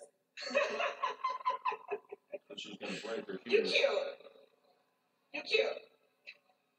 Punch her in the face. Hit her. Do something. Logical warfare has already begun. Nia Jax just turned her back on the baddest That's woman it? on the planet. God, this Raw sucks. Manipulated Ronda Rousey. You guys think about this for a second. Ronda Rousey. Why are they making Ronda such a little, like, bitch? We Like, are almost an hour and a half in, and nobody has pinned anybody. Ronda should get in the ring and just punch everyone in the face. She shouldn't walk down the ramp with someone talking shit to her and Right now, just, she and just just looks stare at her. confused. On a different planet right now. Some people are saying Jesus Christ. Ronda Rousey's not ready for Nia Jax. That's a prime example. Ronda Rousey is not ready. You know, irresistible. How do you know, Corey Graves? Nothing happened. But understand, we've seen God what dang it. physically she is able to do. Sorry, God. Didn't mean That's to a confident look say her name to that she me. just walked into I'm the not ring real, with. so it In doesn't 3 matter. weeks, we've seen her for the Who am I first talking to? time, one-on-one. Exactly. Nobody would have turned that challenge down. It is Ronda Rousey's first opportunity at a championship, and the winner of that match will have to watch their back because there will be one of 8 women who will be the Money in the Bank contract. That's the other thing I would say this. If Ronda does win the title, I would almost guarantee a SmackDown person wins Money in the Bank. Yeah. Because I don't think they're going to have Rousey's first loss be a random Money in the Bank cash-in. It'd be a waste. Oh, good. No, a Dana Brooks segment. Sasha Banks isn't kidding when she said it takes luck to win the gauntlet match. With 7 women entering in a random order in all the different ways to win, like countout, disqualification, pinfall, or submission, it would take a statistical sorceress to crunch the numbers, run the data, and determine an optimal strategy. Luckily, I'm that person. Oh, God. All right, looks like we're going to get some of the Woken Universe. They didn't have a match last week, did they? Doesn't matter. Nobody's going to panic or it'll be a winner. I'm kind of hoping they go through this and there's no pins. Even in the gauntlet match, it's just DQs. Just submission.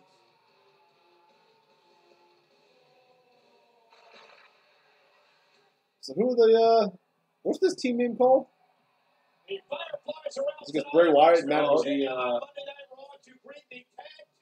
Ultimate Deletion? Woken Eaters or something? It's a Woken infestation, Michael Cole. Give me more B team. I want the best team, the B team. Give it to me. Okay, yeah, so they don't have a name. They're just Matt Hardy and Bray Wyatt. This is fine. They're not going to be. They're the Woken Eaters. They would have had a name there. They was Matt Hardy and Bray Wyatt. They shouldn't have a name. They're not going to last that long. Whoa! Whoa! The Rock and Mankind. Do you think they were going to last forever? They lasted so long, they had a fucking nickname. The Rock and Sock Connection. And it was brilliant. Sorry you weren't fucking watching wrestling then. So you really want to compare Bray Wyatt and Matt Hardy to the Rock and Sock Connection. That's what you want to do right now. No, but I'm just giving you an example. Jericho. They weren't really a tag team, though. Rated RKO. They didn't last very long. Yeah, they had a nickname. The Superpowers. You need the Mega Powers? Whatever. Hogan Savage. Mega Powers. The superpowers would just be like, well, what are your superpowers? Sweet. Alright, so we're getting back to the stream here. So we're going to have to go to commercial break here. Because it's been 5 minutes. And when we come back, it's going to be the Raw Tag Team Champions Bray Wyatt, Matt Hardy against, we don't know yet. We'll find out. Going to go ahead and take that graphic off the screen. God, you want to be helpful when you get done peeing? What? You know what? So wait a minute, you went pee, didn't get yourself beer, I was just to thinking sit down and have someone else get you beer. I haven't had a beer all night. That's not even what I'm talking about. Oh, I don't know what you're talking about then. What do you want me to do? Help me do Todd's ear. Ooh, 20% off titles tonight. You can go get Finn Balor's Universal Champion. What am I going to do? We never got a chance to do that. No, because he was in it. He would go, da, da, da. I'm going to go, da, da, da, da. He did hand it over. All right, guys, we're in a commercial break here on Raw. When we come back from commercial break, we're going to have Bray Wyatt, Matt Hardy taking on the team of... All right, let's go. To be determined. Don't know yet. Come here, buddy. Sorry for the noise, guys. Guys, if you don't already, please subscribe to the channel here, The Voice of Wrestling. Like us on Facebook, Voice of Wrestling. If you just do a search, you'll find the page. You can also visit the website, voiceofwrestling.net. But if you subscribe to our YouTube channel, obviously you can check out the weekly show. You can check out all of our other programming on here, like our flagship show, The Voice of Wrestling, which you can also see on Fight TV every Wednesday at 5 p.m. Eastern time. But you can also go back and watch. If you missed it, like the live show in The Voice of Wrestling on Fight, you can go back and watch it anytime. Obviously, you can check it out here on our YouTube channel as well. You can check it out on our website, thevoiceofwrestling.net, and you can even listen to it via podcast. Just search Voice of Wrestling into whatever service you use to listen to podcasts, and you can listen to it on there.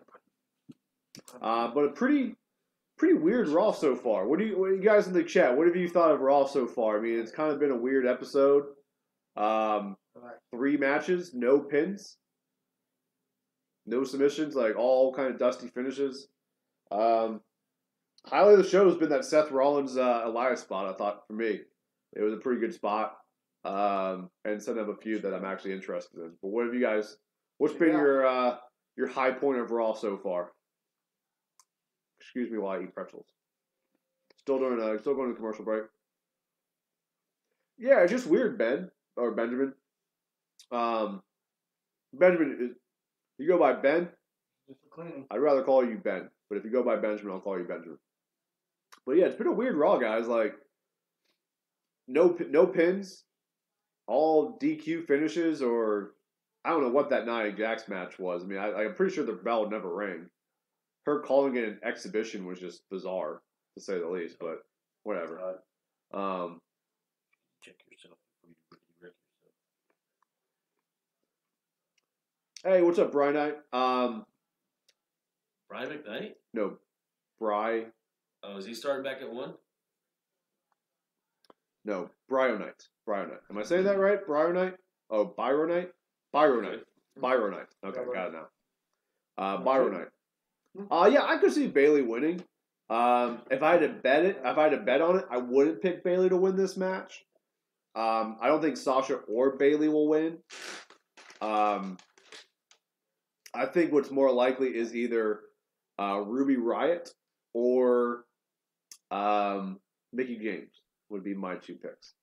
But we're coming back from commercial break now, guys. And so the Raw Tag Team Champions are going to challenge, wait for it,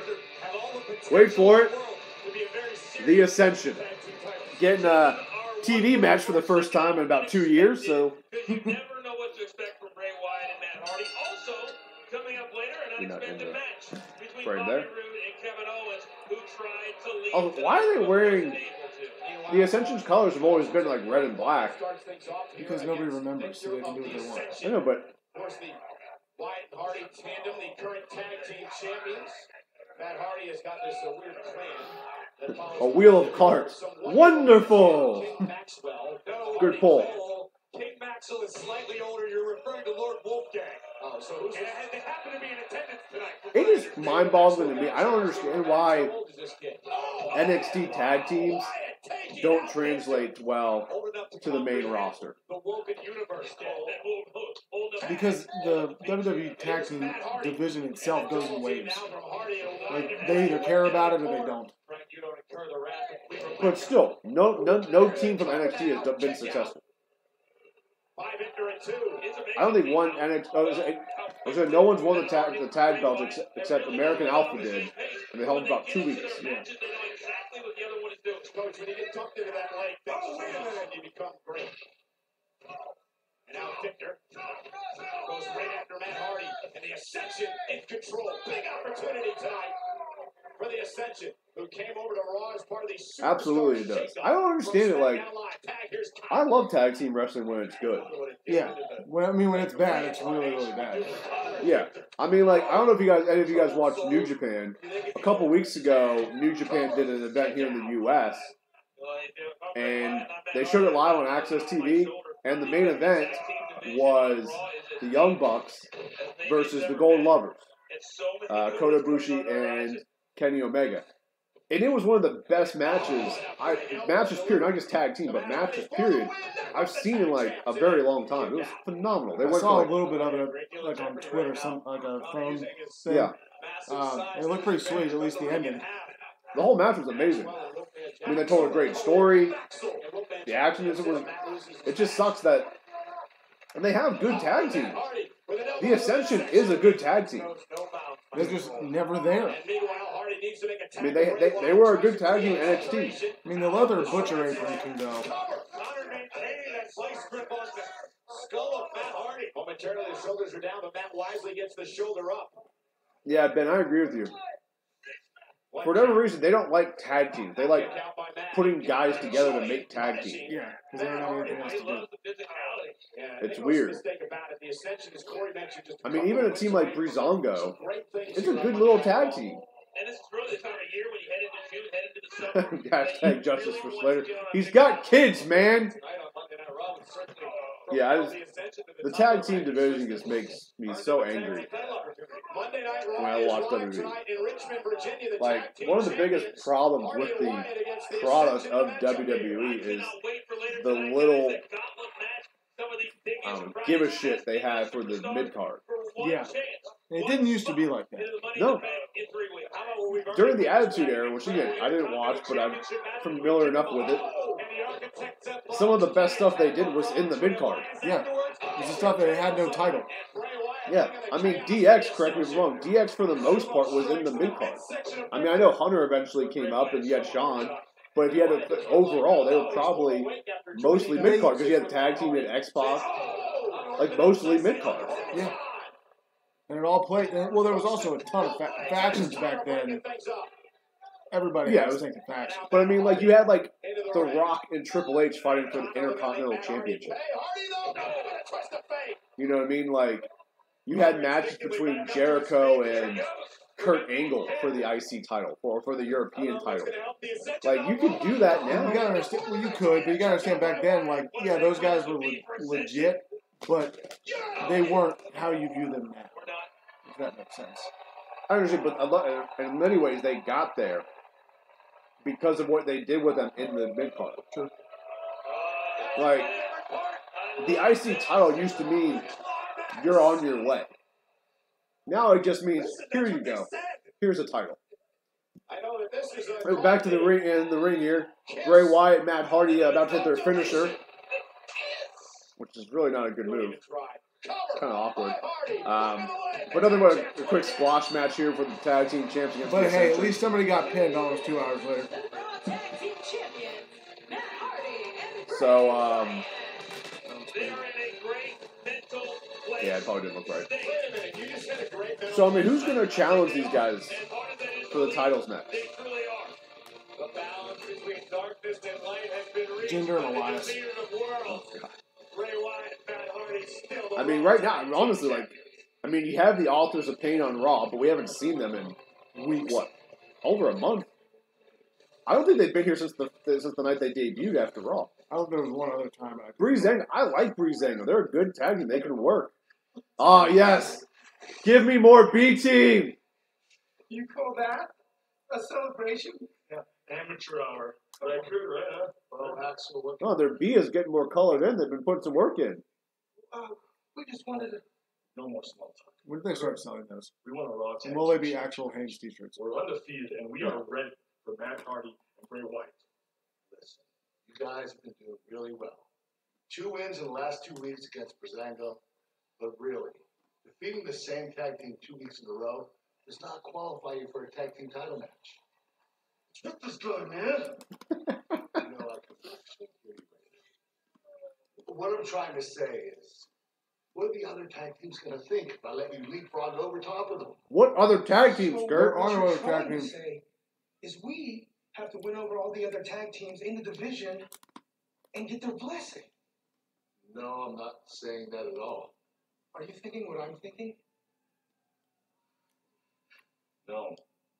Actually, I tuned up because that jerk Kurt Angle bonus for my tag team championship match. I can hear what you're saying. Okay. In order The to B team is get going the to tag quickly team's become my blessing, favorite thing on Raw. we have to give them something to win them over. Give them something like an invitation to the B Team Memorial Day Tag Team Barbecue. Damn it! Tonight! Yes! Yes! I agree with Byron. I think they're going to be the tag team champions at some point. Yep. It's too good. And I hope Bo Dallas pins Bray. Oh, sounds like the Capitals are losing now, 3-2. All right, so we're about to go to commercial break, but we come back from commercial. We're going to get Bobby Roode versus Kevin Owens. Should be pretty good. Probably not. Yeah, no. Toss up, draw. Well, Braun's going to come out, right? Like, he has to. After what happened, like, he's going to come out. Oh, God. Oh, they just showed a replay from NXT with Shayna Baszler hitting that thing with a girl's arms like that. She just kicks it.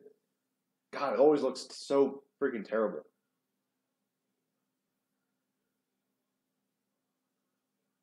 I didn't even realize this. They're doing an NXT takeover the night before Money in the Bank. They're doing one before Money in the Bank? Yeah. Yeah. But no matches have been announced. The story came out saying that it wasn't selling well. Which, if you don't have any matches... Then that's probably why it's not selling well. That, and I think what could honestly be hurting it too is All In is in Chicago. A lot of people just bought tickets, and I bet you a lot of those people who bought tickets would have also gone to NXT. Yeah. And maybe they're like, you know what, I just bought tickets to All In.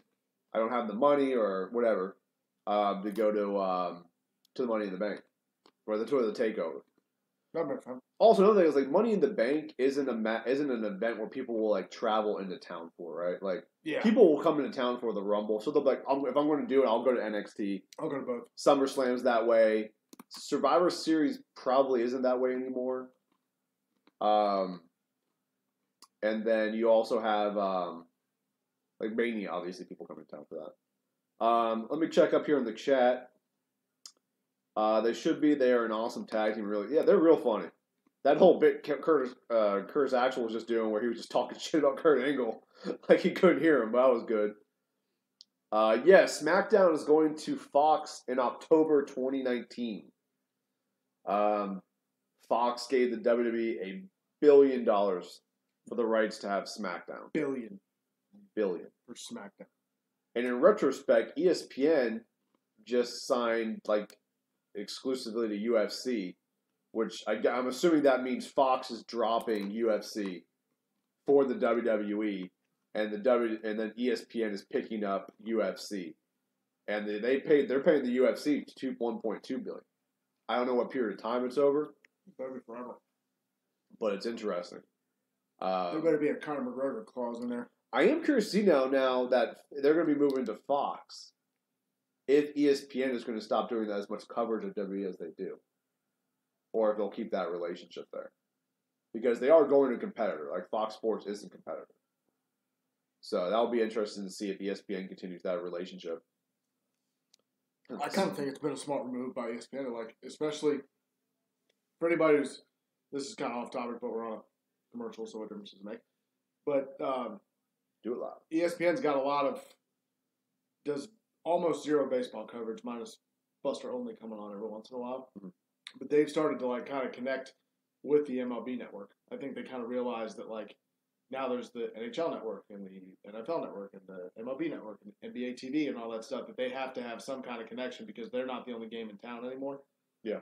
And if you want baseball coverage or football coverage or whatever sport, you go to that channel. I can't tell you the last time I watched NFL live.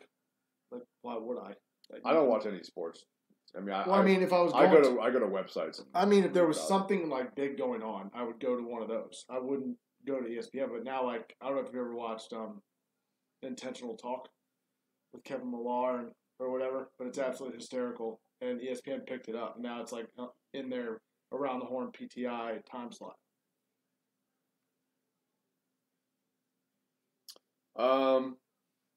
Byron, I do think a Raw competitor is going to win Money in the Bank. I don't know if that's how Lesnar will lose the title. I personally think that Lashley will take the title off of him, so that they can hopefully they can try to move Lashley into that Lesnar role of legitimate badass. We don't care about luck. Back from commercial here, guys. We don't care about the odds. We are a unity of union.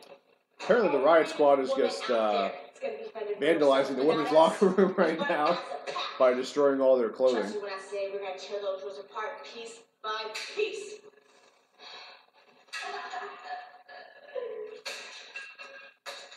Last chance? Nobody ever gave us a chance. And tonight, we have one. And we're going to make them all regret it. You know, now that I think about this, One way or another, that final someone from the place Riot Squad in Money in the has Bank to win, because it's going to belongs shit on their to the faction Riot if none of Squad. them win. Right. Yeah. It's got to be Ruby. Riot Squad are my pick to win. Hey Sean, how you doing, man? Thanks for checking the stream out. It's glorious.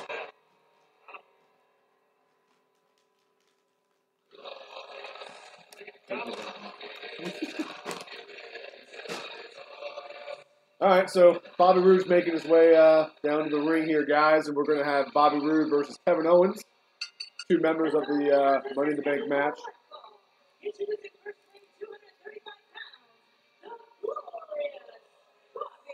You know one of the problems WWE has with factions is that they only have like one faction. Yeah, there's no one to feud with, right? Like you have the Riot Squad, and then you have individuals for them to compete with. Like, but they tried to do that when they first debuted all the women with Team PCB and Bella Team and Team Bad. But they try to make it so they all feuded with each other at the same time. That's why it didn't work. Like part of the reason DX worked is because Saki the sock puppet, you're back. There was like after Michael's left, there was Nation of Domination. Yeah. Then when Michael's there, they had the Heart Foundation. Yeah. And all that stuff. So Saki the sock puppet. So we didn't get the graphics in time to create for the for like the WWE champion. So we're gonna hold off until next week because we want everything to be up. So as soon as we have our first winner, we can put that person's name up, say that they're the Voice of Wrestling champion. So we I know we said we were gonna do it this week, but 100% we will be doing it next week. But you do need to be here right on time. Yeah, and guys, the questions will be at 9, 10, 10:30, and then as soon as Raw ends, we'll do the triple threat to declare the champion for that week. Kevin Owens making his way down the ring, looking over his shoulder to make sure Braun Strowman isn't coming. To the person who gets subscribed, thanks for subscribing, man. I'm not going to say that name, but it cracked me up. But thanks for subscribing to the channel. That women's Money in the Bank contract briefcase is small. It is. All right, I'll be right back, guys. We're going to hang out with Bill for a few minutes. All right, so here we have the Bobby Roode Kevin Owens match where we wait for Braun Strowman to come out and throw some people around. For those of you who missed the beginning of Raw, Braun Strowman and Finn Balor started off. They brought out Kevin Owens to do color commentary. It was pretty cool, actually. They stopped, or he stopped halfway through twice and just started basically encouraging Braun and Finn. Braun kind of took offense, Finn did not, but then he interfered in the match, and Braun ended up throwing a ladder about halfway across the arena. Anyone see Kevin Owens being Kevin Owens is great at stuff like that. Because his social media, the exception of I don't follow him, but I've heard his Instagram has a lot of his family stuff and things like that. But his Twitter goes as his character, he is in character pretty much the entire time. Why do you think it's going to be, or who do I think is going to be the participant from the New Day? I don't know, because whenever it's the Royal Rumble or a Survivor Series thing or something like that, they always want it to be Kofi. That's the way they kind of portray it as a group. Kofi, I think, in a ladder match situation is going to be the more entertaining. I don't think it's going to be Xavier, because I think they tried to do that push thing with the U.S. title tournament. It didn't really go. And the New Day goes, but on his own, I think Xavier Woods is the one who would have to prove himself. The Capitals just scored, by the way. But I also think that Big E is also a possibility. There's been talks forever about getting him a push. Which is how cool would it be if they had it and then they whoever won it, all three of them were just but they gave it to one of the other ones to cash in. What if they put Xavier in there, he wins it, and then he throws it to Kofi to go get a Universal or a Grand Slam champion? I think that'd be kind of cool.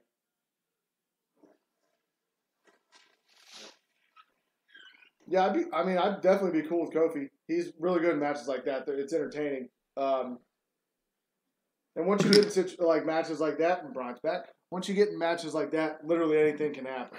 So, yeah, no, you guys talking about which New Day? Member? Yeah, it'll be Big E. Because he writes the script. Well, no, I've read too many rumors recently. They want to push Big E, so I think that's the beginning of that. Because he's big. He's Big E. Big E Langston was originally his name. I mean, Kofi is the safe choice just because Kofi is always good in ladder matches in that style. But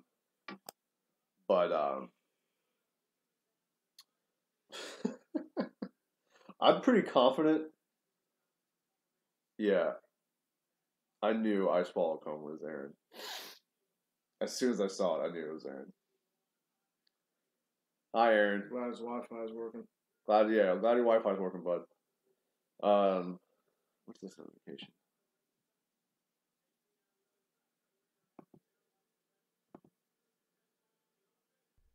You click on him?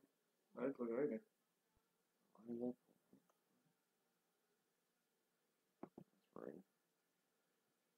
Sorry, guys.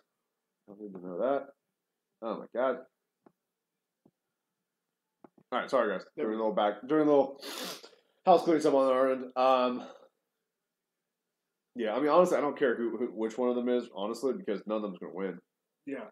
So, to me, if you're going to push Big E, you put him in there, he's got to win. But the WWE likes to do things like that where they like to get you guys sit there and think like, if he's going to be in it, then they have to win. They like to test people to see what they do in that spot, see how the crowd reacts to them, see if with you have a spot where Big E is climbing the ladder and it looks like he's going to win. How does the crowd react to him? Are they losing their shit, or are they like, oh, okay, oh, cool? So that's they like to do stuff like that to test the waters. And I mean, at this point with Big E, I mean, he's got the look, but because of this New Day stick, him as a singles competitor, I feel like it could be difficult to take him seriously to an extent because you have to do something with the other two. Then you make Xavier Woods and Kofi a legit by themselves tag team. That's how factions work. Thank you for letting me know. All right, we're back from commercial break here. Ladder match in 3 weeks on the WWE Network doing battle here. Kevin Owens versus Bobby Roode. Let's not it looks like Kevin Owens is. Hey, Aaron, you finally subscribed. Thanks for the subscription, Aaron. You gave us 2 subscriptions tonight. Appreciate it. And I think the anger that Kevin Owens feels towards Kurt Angle is fueling him. All right, both guys down in the center of the ring here. He has dominated for the last 4 or 5 minutes. See who gets to their feet first. Kevin Owens, I think I'd be looking around for Braun Strowman. Braun Strowman picked up a ladder and threw it. Kevin Owens first to his feet. Almost catching Kevin Owens, who was running away. And Bobby Roode with a right hand caught Owens on the nose. When Roderick Strong turned heel at TakeOver, oh yeah, dude, that was I fucking marked out for that. I didn't see that coming. That was the holy shit moment of the weekend. Especially because I mean, they did that whole angle where they tried to get Roderick Strong to join Undisputed Era when they first showed up, and he refused, and then they had a little feud there. But that was a cool spot. I mean, it wouldn't have happened if who I think was it Bobby Fish that's injured? I can't remember. If one of them hadn't been injured, I don't think that would have happened. But either way, it was still an awesome moment. And then those NXT crowds, man, they're just so awesome. Because they're just so into it. They're so into it. They're the diehards of all diehards. You know what I mean? And that's why a lot of wrestlers say they like house shows more than they like doing Raw or things like that. Because Raw, you get the casual people who don't really care. They're there to do the chants, be on TV, do all that stuff. And house shows, they're just there because they legit love it. Yeah. And again, 8 men will compete in the Money in the Bank ladder match in 3 weeks. Yeah, I mean that's what that crowd all in is going to be like. It's going to be. I hope they stream it. 16 But that'll be a fun crowd. 84% have a 84%. But then you never know sometimes. Like I was watching the Ring of Honor show at WrestleMania weekend, and it wasn't a great crowd. Taking control of Bobby Roode. It was just kind of a blood crowd. Richmond, Virginia, on this Memorial Day, as Owens and Roode go one-on-one. All right, so Bobby Roode's on the top rope here. Kevin Owens slowly climbing to the top. Looks like he's going to go for a superplex here. He hooks the arm. Roode's trying to fight out of it. The winner of that match faces the next challenger, and so on and so forth until all of the women. Kevin Owens falls off here. Bobby Roode's on the top rope. You know he has to be shitting himself. Clothesline off the top rope of Bobby Roode. Starting to build momentum. Both of these superstars have already secured their opportunities in the men's Money in the Bank. This Richmond crowd has been rather shitty. Well, so is Raw. So I don't blame them. I don't know. People in the chat actually enjoyed this Raw so far. All right, Kevin Owens decided he's done. But he realized he can't go back there. He was walking up the ramp like he was leaving, but then realized that Braun Strowman is back there, and he'd rather face Bobby Roode. Which I don't blame him. Flashbacks from having a 15-foot ladder launched in his direction. Honestly, I like this aggressive Bobby Roode. Bobby throws Owens back into the ring. Super kick. Shitty super kick, but a super kick nonetheless. Pin attempt. Kick out at 2.5. That aggression nearly cost Bobby Roode. Coach, you need the aggression because there are no pitfalls. Upcoming live events tomorrow in NC State. In Money in the Bank. Ladders can be used as a weapon. I was going to say Alexander. Never mind. Louisiana. Michael, you said 84%. It's interesting they don't tell you which. It just says WWE Live. It's like SmackDown or Raw. Oh, Owens went for the pop-up powerbomb. Missed. Roode went for the glorious DDT. Owens counters into a pin attempt. And Owens gets. That was anticlimactic finish. Owens gets the pin here. The finish is on its way. Very impressive win by Owens tonight. Great win. Bobby Roode can't believe it. Always resourceful superstar is Kevin Owens. The slightest opportunity was provided. Owens exploited it. Bring back the blimp. And guess what? Did WWE used to have a blimp that goes around? Yeah, it was a Stridex blimp. Looks like someone's rocking the. Oh, here comes Braun Strowman. The spin come out?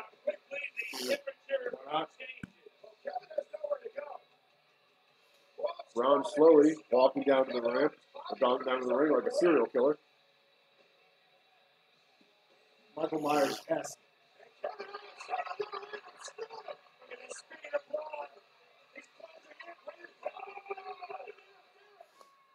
So, Braun Strowman. Bobby Roode doesn't think he's going to get in there, and he's not going to get these things. Oh, Bobby Roode's about to get his ass kicked.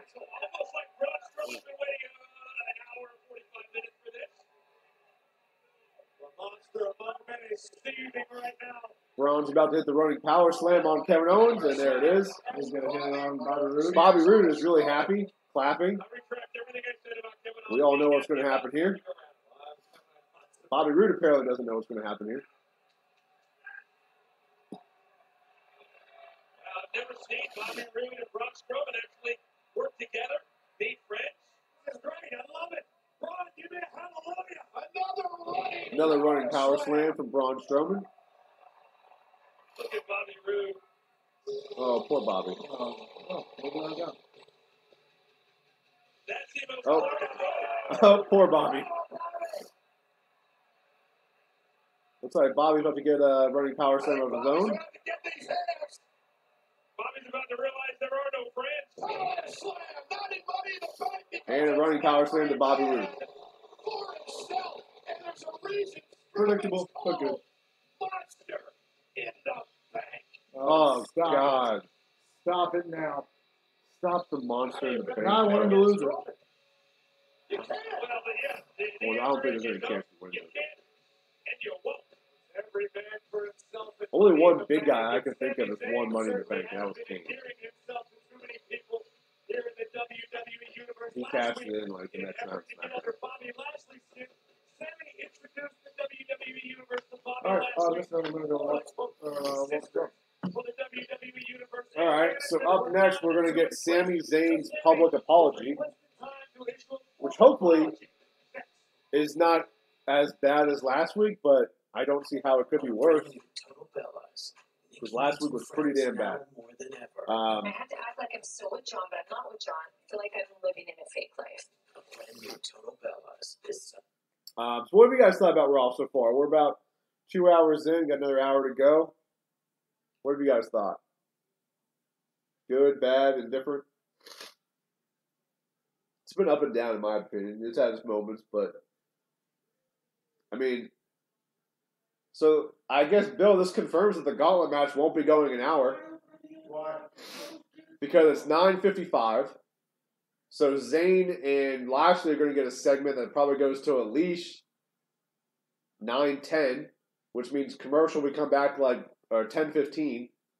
I said 45 minutes to an hour. Okay. I don't like when gauntlet matches end the show.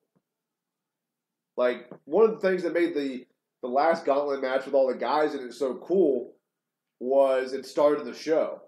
So you didn't know when it was going to end. Right? Doing it now, I know when it's going to end. Right? Like, it's going to end around 11:05 when, every Raw ends. Maybe it goes to 11:07, 11:10, but I have an idea of when it's going to end. The other gauntlet match, people loved it because it just kept going and going, and they never saw that it was going to be like an hour and a half. So I don't like when when the WWE spoils themselves inadvertently. You know what I mean?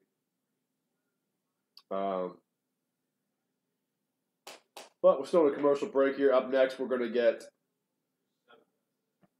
the public apology from Sami Zayn. Hopefully he just comes out and says, guys, I understand that was the worst segment in the history of Monday Night Raw. I am sorry. Please forgive me, and one day hope that you'll like me again. Other than that, I will not accept his apology. Because I had to sit here and watch that shit. What's going on? You guys are all quiet all of a sudden.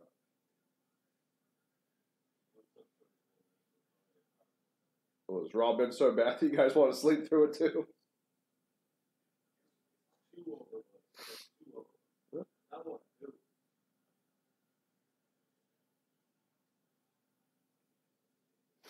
Hey, Kevin, what's the score? 3-3. Second period? Yeah. All right. It's 3-3 in the Caps Knights Stanley Cup game. Go Caps. And for you basketball fans, the Houston Rockets are currently leading the Golden State Warriors 48-33. So, all your sports updates here. But guys, those of you who joined us, a couple announcements for the show, Voice of Wrestling in general. Make sure that you subscribe to the Voice of Wrestling. Check out all of our video content here. You can also like us on Facebook. Just search for Voice of Wrestling and you'll be able to find it. Make sure you visit thevoiceofwrestling.net. We have all of our editorials, lists, up-to-date news. We just hired a new guy, Jason, who we're very excited about. He's going to be helping us write some news, take some of the burden off of me, as I've been handling most of that on my own. So we're excited for that.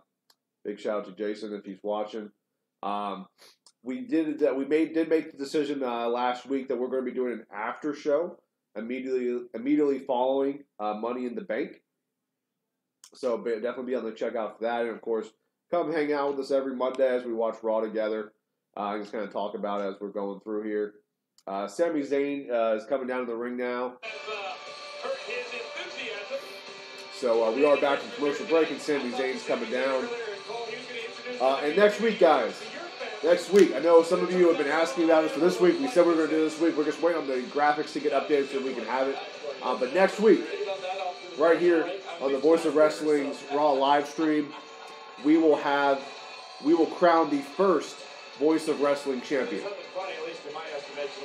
Okay, so the way that's going to work is we will ask 3 trivia questions during the show at 9 o'clock, at 10 o'clock, 10:30, and then the winners from each round will come back at the end of the show and they will have the opportunity to win for one more question. And then whoever gets that right will be the Voice of Wrestling champion. We're going to have a nice graphic up on the screen. It has the VOW belt. And then underneath it, we'll have your name if you're the VOW champion. And we'll do this every week to crown a new Voice of Wrestling champion. Or you can defend your title if you were the champion the previous week. So, but Sami Zayn's got a promo, so let's listen in. Has been very gracious in providing me this opportunity to issue a formal public apology. So here it goes.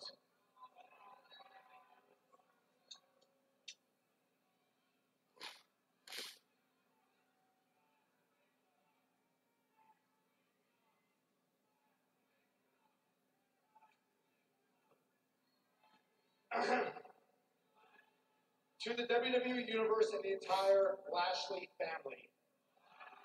Last week, I conducted a highly rated interview with Bobby Lashley's three sisters that some perceived to be insensitive, inappropriate, and in poor taste. The reaction on social media was swift and unkind, and my interview was described as brutal and cringeworthy, and one young fan went so far as to say it made him embarrassed to be a fan of Sami Zayn. And that's just social media. I was bombarded with text messages and emails, everybody asking me, what was I thinking? Even the 30-year-old man from Syracuse, New York, who got evicted by his parents, DM'd me and told me that I should be ashamed of myself. That's when I realized that last week I did something that I promised I would never do. I lied to you. Those were not Bobby Lashley's real sisters. Oh, we're jumping down tonight. In fact, well, they were men. They were men that I hired just to have a little fun at Bobby Lashley's expense, and my goal was only to entertain and to inform, but not to provoke. And therefore, I'd just like to say to the Lashley family, to WWE management, and to the entire WWE universe, that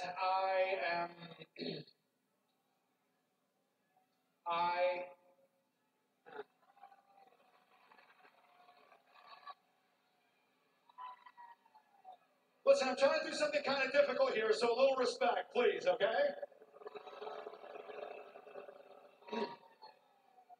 I just want to say that I'm sorry.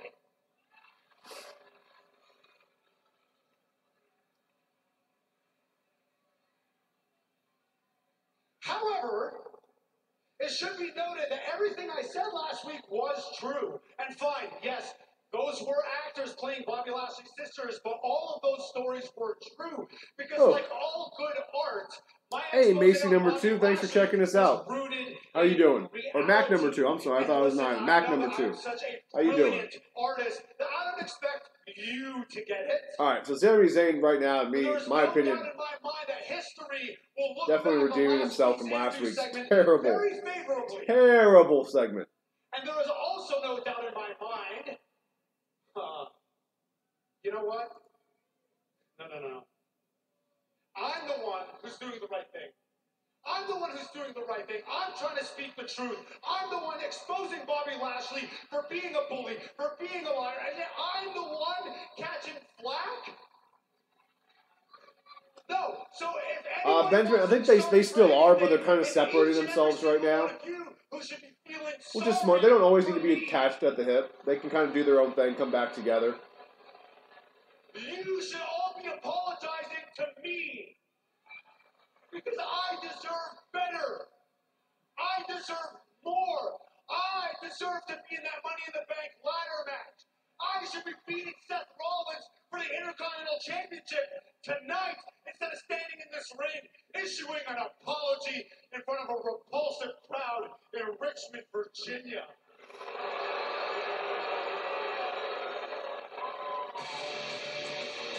All right, I'll come in Bobby Lashley here.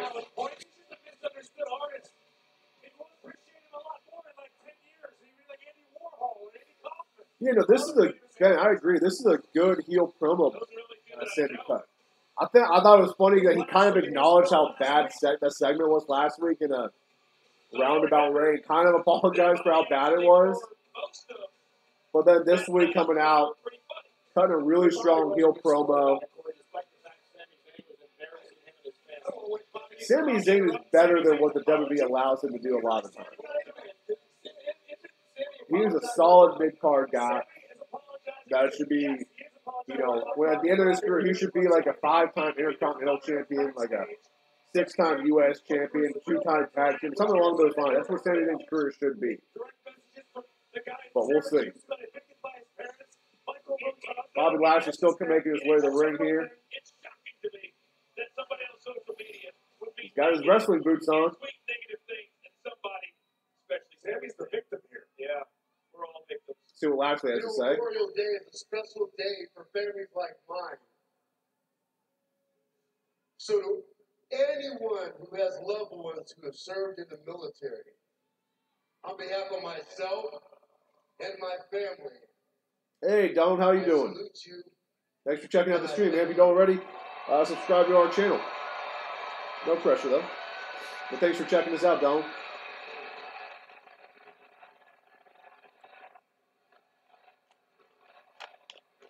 Got a USA chant going. Can never be mad about a USA chant. Of course, from a military family, he served as well. Good to see you again.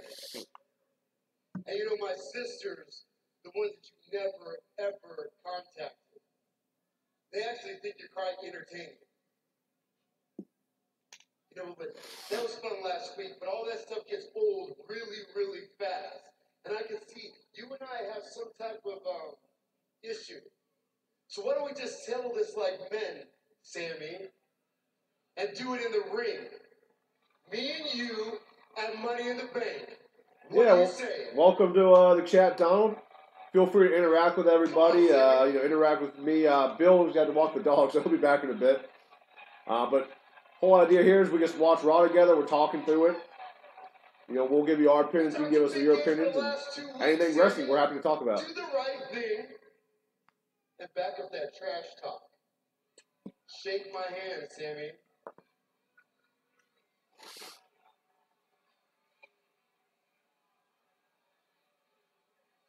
Bobby looking for a handshake from Sammy. Not sure why, but sure. Oh, they shake hands. God, Bobby Lashley's ripped. Hey, I just want to let you know, Money in the Bank, I'm going to haluva kick that stupid smile right off your face. Yeah.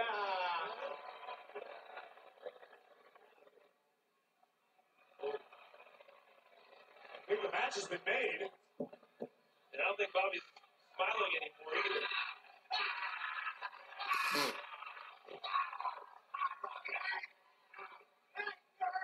An apology of my own.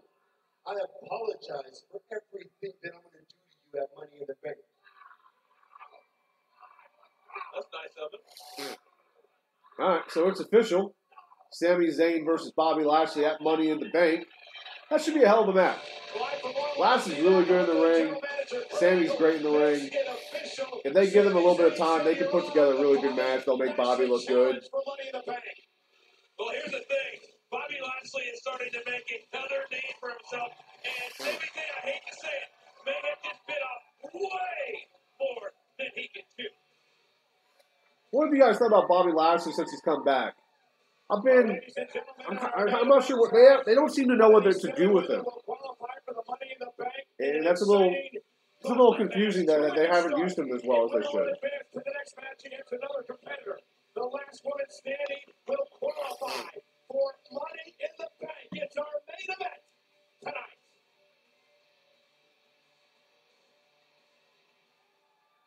While the rest of my competition is busy crunching numbers and hunting impacts, I have my eye on the prize. That sweet Money in the Bank contract hanging high in the sky. Who, Ben? You talking about exactly what to do. Lashley? And it's going to take a lot more than friends or luck.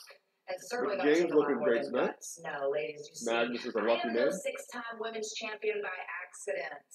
I know how to seize every single opportunity. And at the end of tonight, It'll be Mickey James who's walking into Money in the Bank.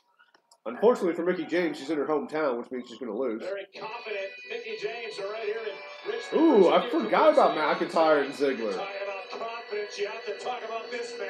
But I love this pairing.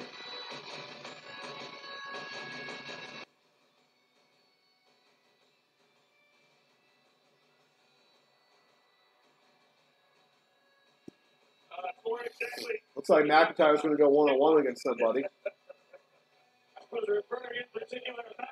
Ziggler doesn't look like he's dressed to compete. Yeah, McIntyre's going to have a singles match. I don't know against who, though. Maybe Chad Gable?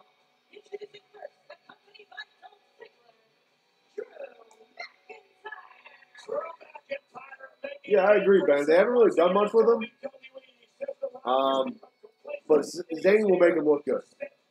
Zayn is one of those guys that can work with anybody, have a good match. So, and Lashley did a lot of great stuff in Impact. So,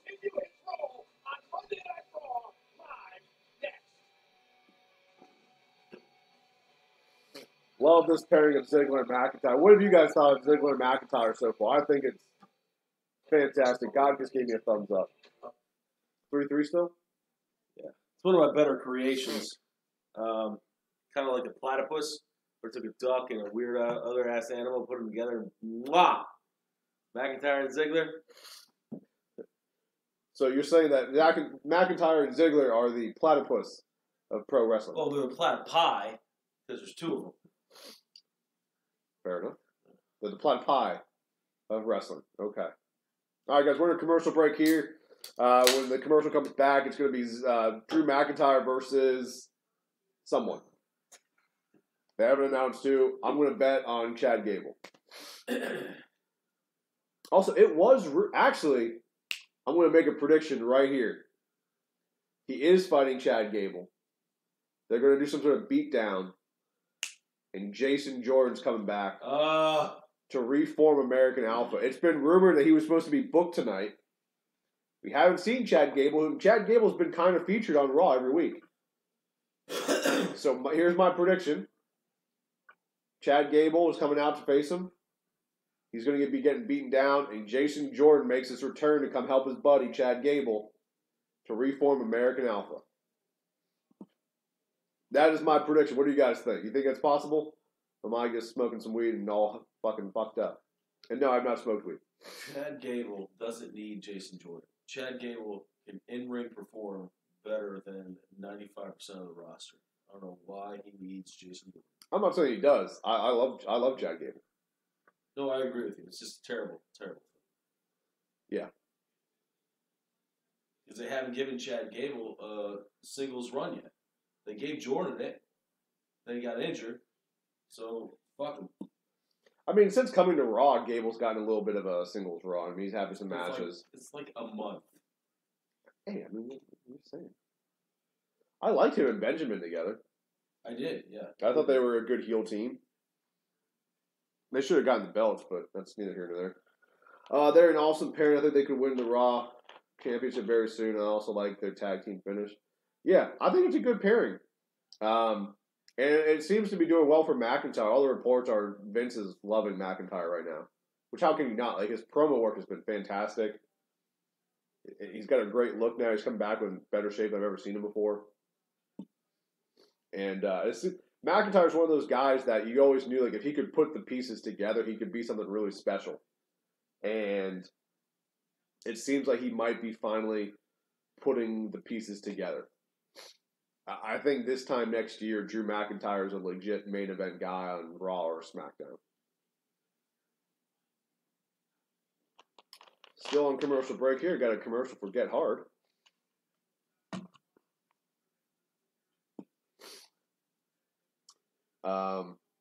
And yeah, apparently, I guess Bill's prediction is going to be wrong about the gauntlet match.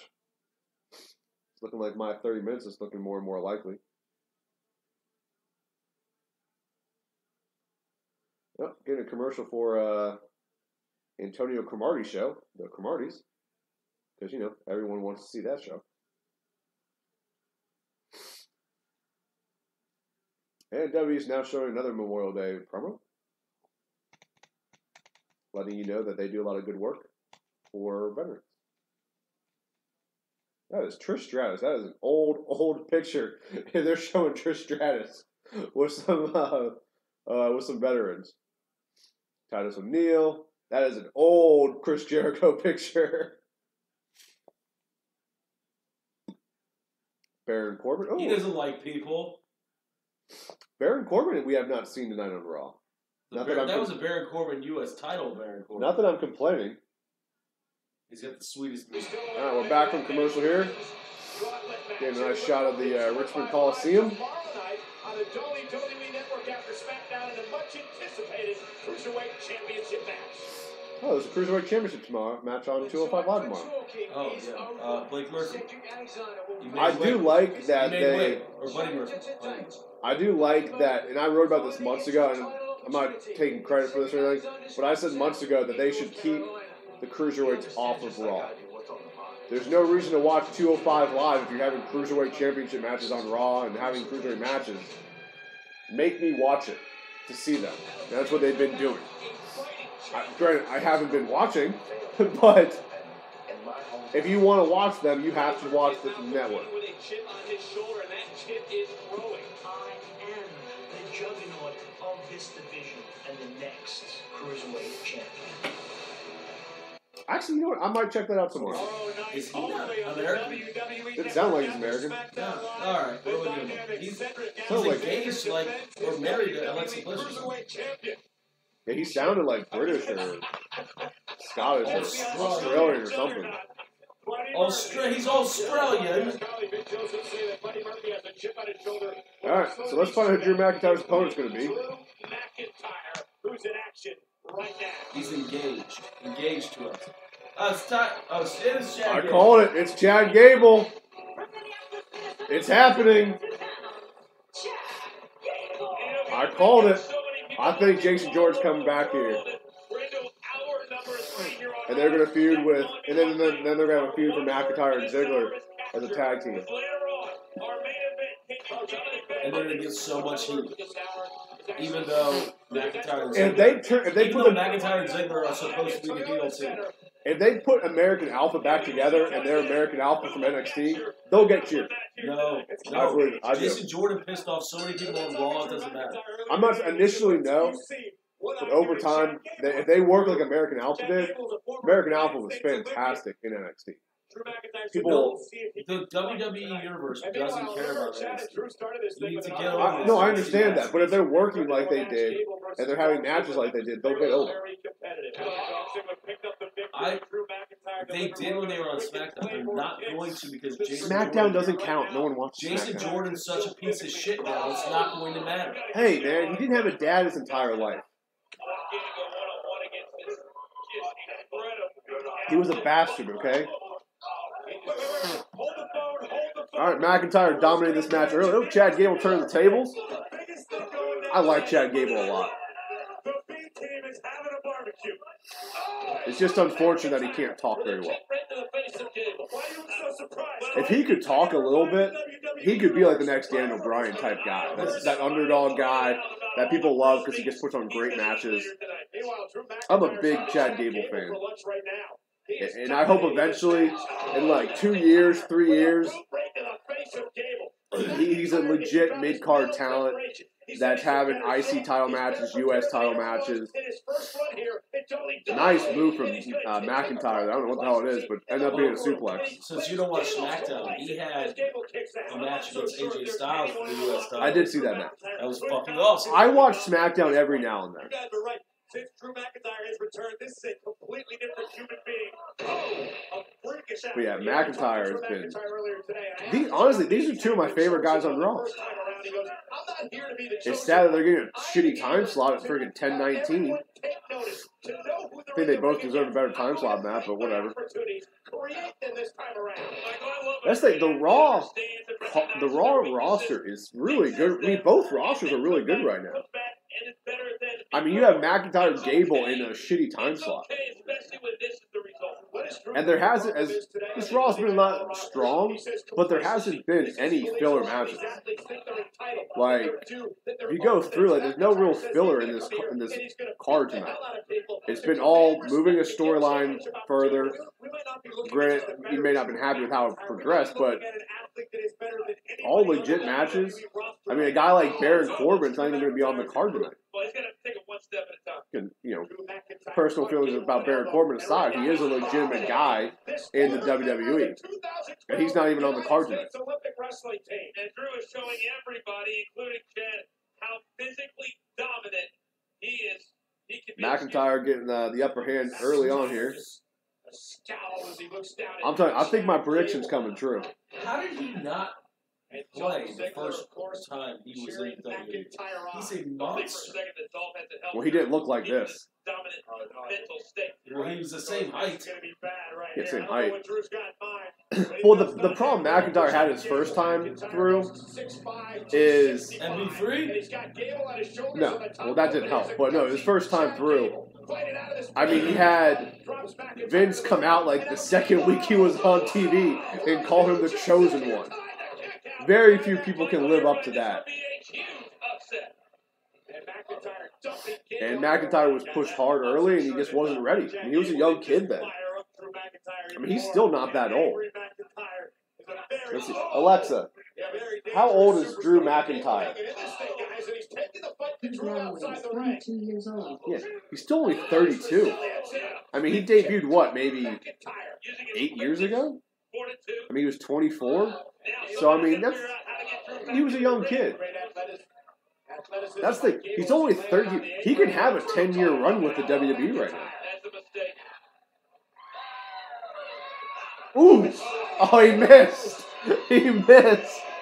So McIntyre had, videos you can't see, McIntyre had Gable like this, went to throw him into the ring post and completely whiffed.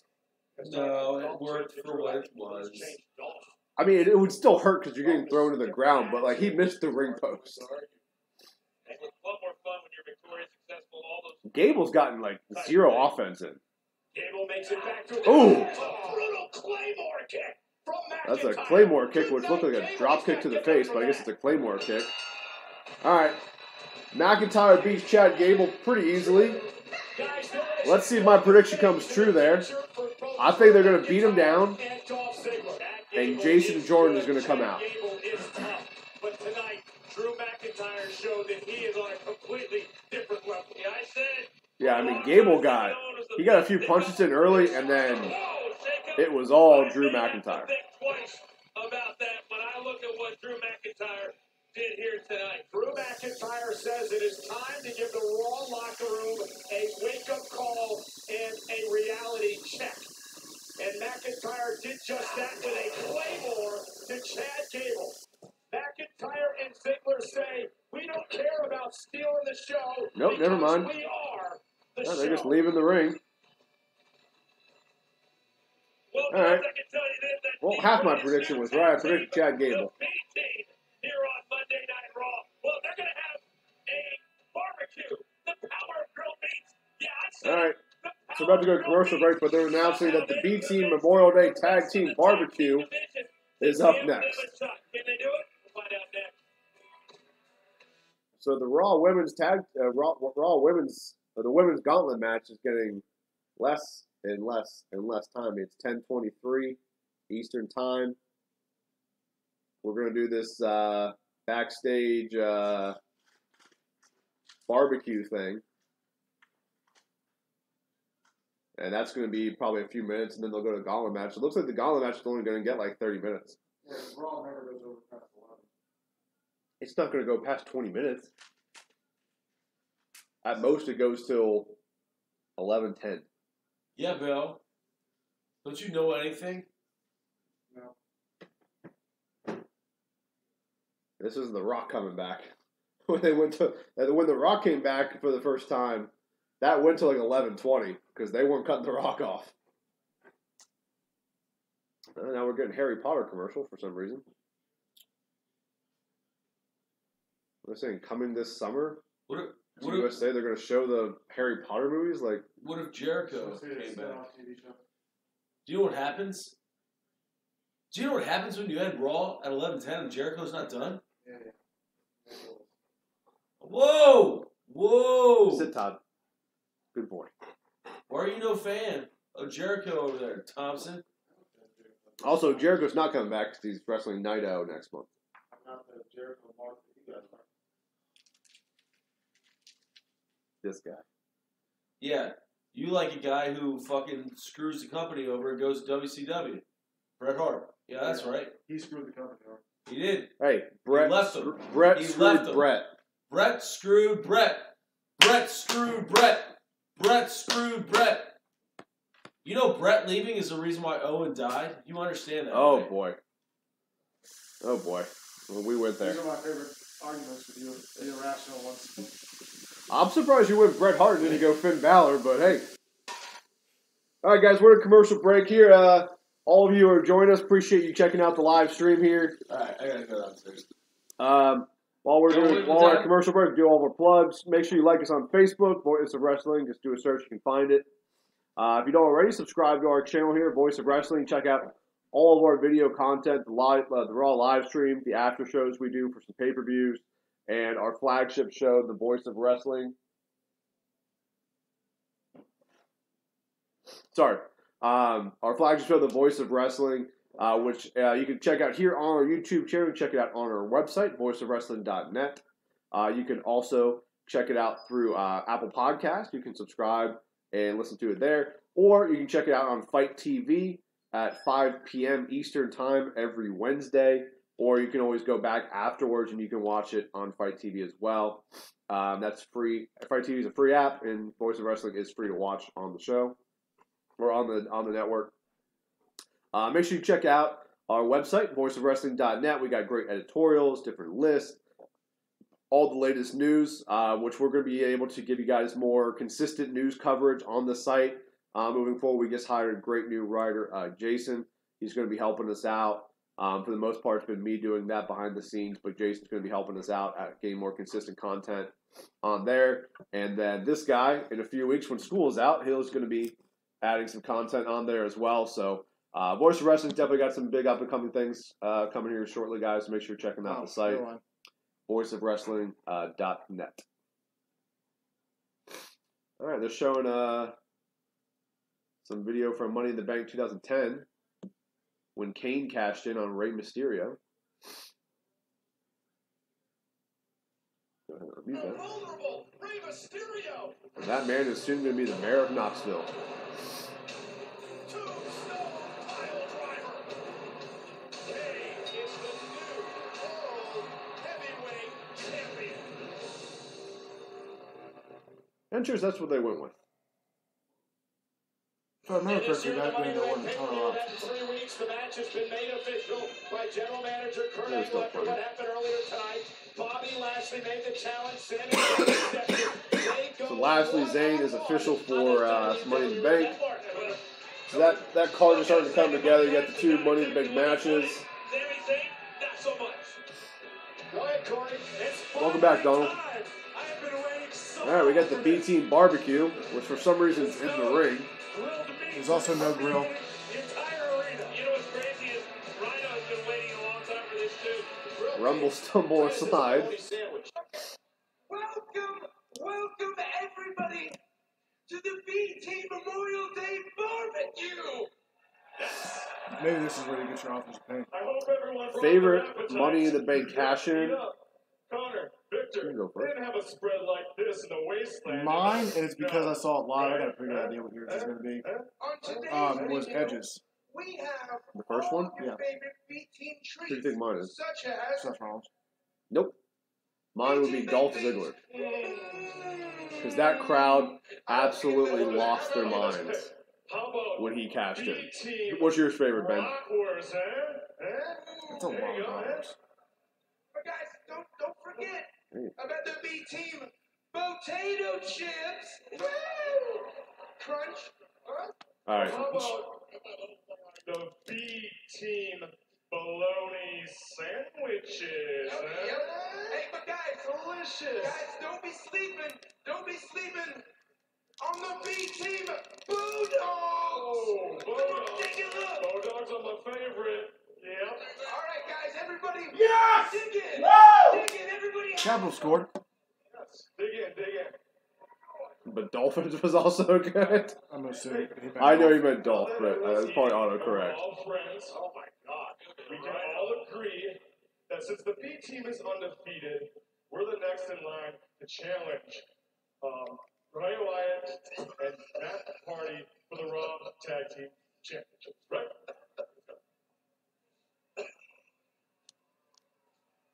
Look at that Bulldog. Listen, I understand that this is like a spoof, but can we just look at some of the other tag teams in the ring? The Revival has a wiener in their hand. They have just done nothing. Y'all ain't got no brisket, no ribs, y'all ain't got no ribs, no macaroni and cheese, and ain't none of this food seasoned.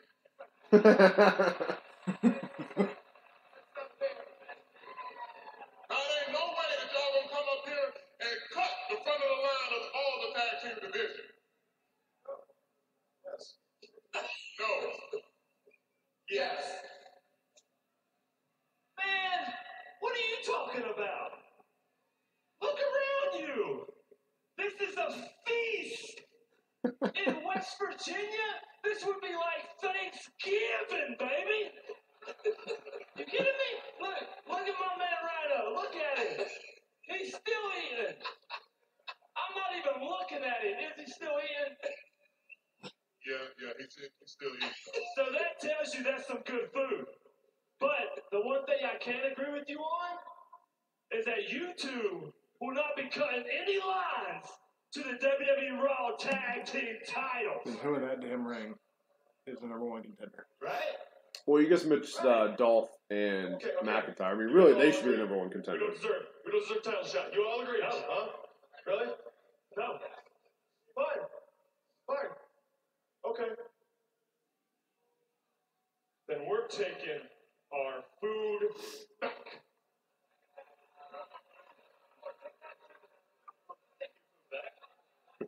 What does Fandango need that many bratwursts for? Oh, you knew that was going to happen. It's just really going to be fun. Yes. Good baked beans. What is that? That's the potato salad.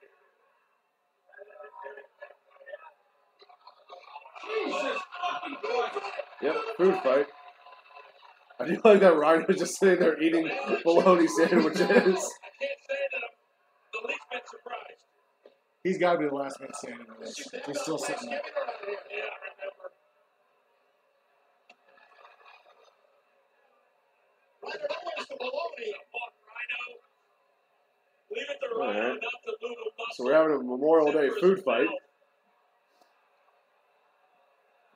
This means Rhino's the number one contender.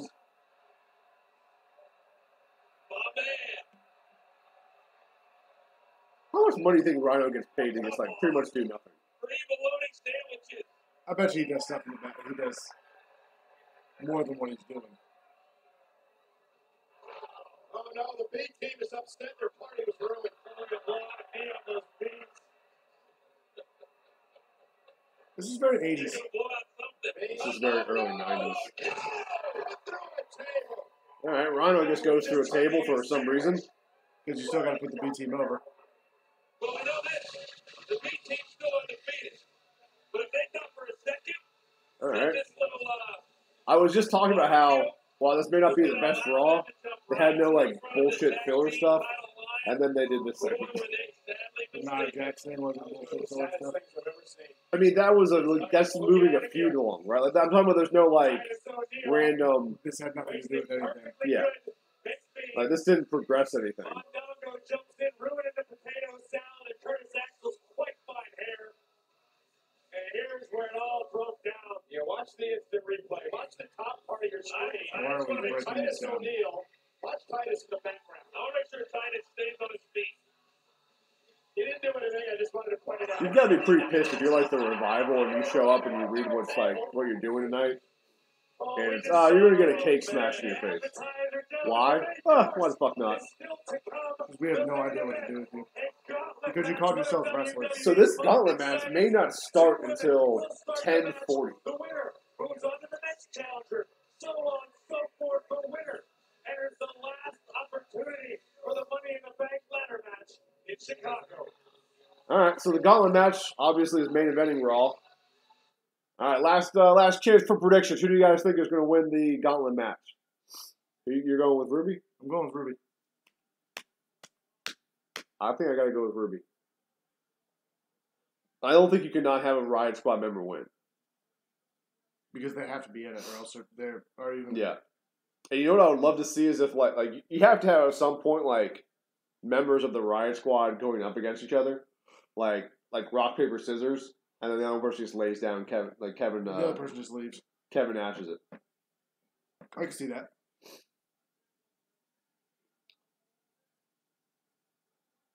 Yeah, Camp WWE. For all those Camp WWE fans out there.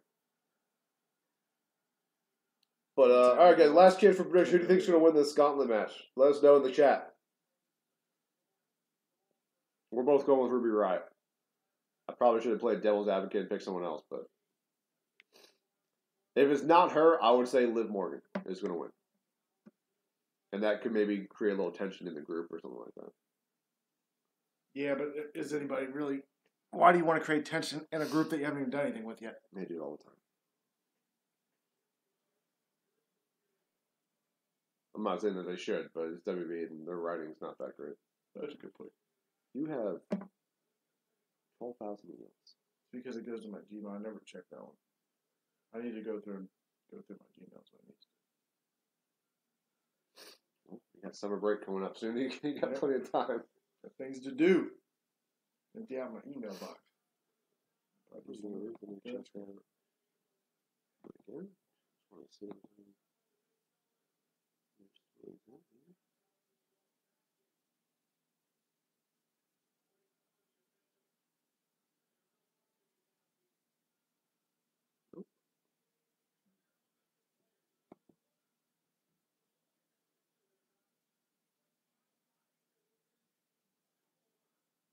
Didn't realize we had all these chats in here.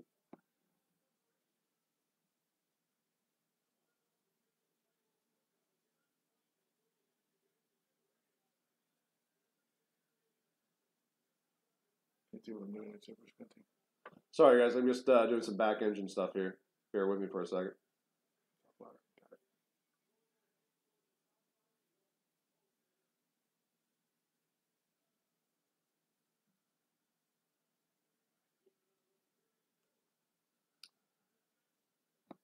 Okay. Sorry, guys. We're back. All right. Still in a commercial break. Jesus Christ. The commercial... Is it... Guys, let me know. Do you think the commercial breaks have been, like, longer than normal in this one? It's not longer. It seems like there's more of them. And that's impressive, considering that there's usually a lot of commercials. There was one, like, when I went up to go to the bathroom, what was it, the Owens Rude match? Like, I walked up, I went to the kitchen to look at something, went to the bathroom, and I came back, and I felt like there was a commercial. There was. So, I mean, they'll do that every now and then. Well, they'll have, like, a short cut to commercial, which is probably them just having to work timing or something like that, but... Well, it might also, like, or maybe, I don't know enough about advertising to know this, but maybe, like, they're going to have less the next couple of weeks, so they're stocking up. I don't know. No, I don't think that would probably be it. I think sometimes it breaks down to, like, all right, Owens, Rude, you guys have 10 minutes. Yeah. We don't want to come back from commercial break and give you, and like, it's 1 minute and then the pin. So they're like, all right, we'll cut to commercial with, 4 minutes into the match. Yeah. Come back and you guys have 3 minutes to finish out. Like, I think it sometimes could be stuff like that. What is this? This isn't WWE, is it? Is that Nicholas? Nope, definitely not WWE. Oh, man. Oh, never a Total Bellas commercial, because that's what we all want. The more I think about it, I'm thinking this whole Nikki Cena thing was a work.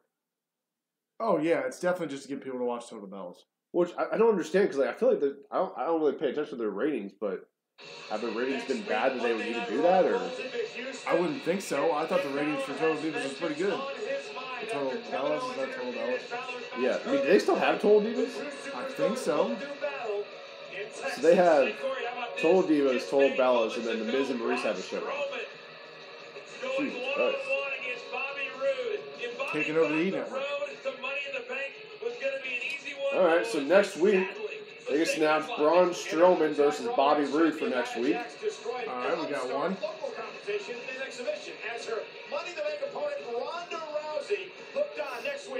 And we got Nia Jax versus Natalya. Which means Ronda's probably going to be there. Yeah, I mean, at this point, I feel like Ronda's going to be there every week. Well, unless she has... That's what it was advertised as when she first came over. Yeah. Not came over, I guess came on. Yeah. We demand this what they do. We demand a Raw Tag Team title match. After the mess you guys created, you think the other tag teams are going to let you cut and ride? Listen, next week, we'll settle it in the ring. Not in the stupid food fight, but rather a tag team battle royal. Battle Royale. We'll go on to face Bray Wyatt and Matt Hardy with the Raw tag team. Thank you for this opportunity. Thank you for this opportunity. Thank you, Kurt.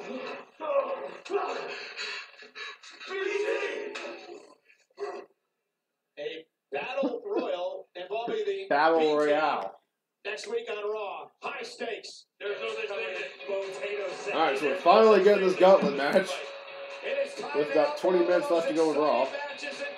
Bayley's coming out first.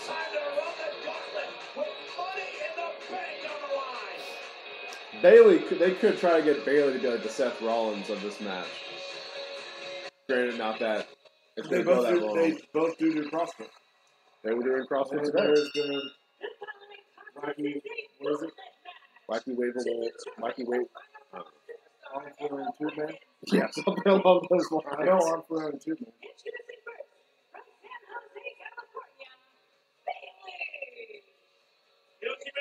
You think Mickey gets a big pop? Oh, she's from Richmond. Yeah, it's her hometown. Which also means she can't win. Yeah, I said that earlier. That's why I changed my prediction. She's always built from Richmond, too. No Alexa Bliss tonight. No Ember Moon. No Natalya. Remember, even when you saw Alexa last week, she had the KT tape on her shoulder. And an interview, like, let the match happen. You are the first entrance in the match, and that being said, the odds aren't exactly in your favor to make it to the end of the match. Any thoughts?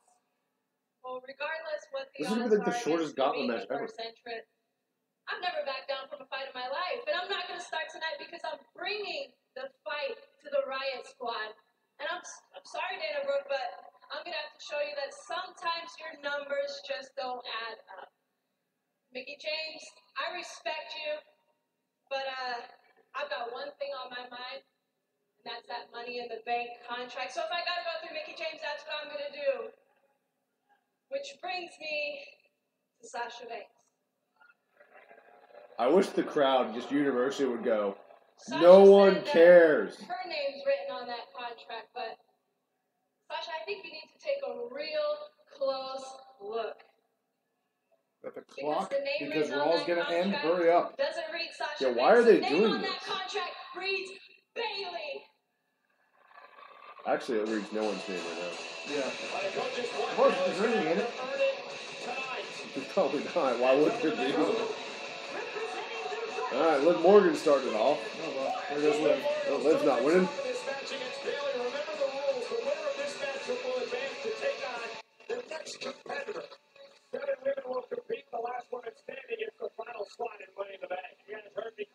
I was watching her Instagram story once. She has to put those pants on before they make the cuts.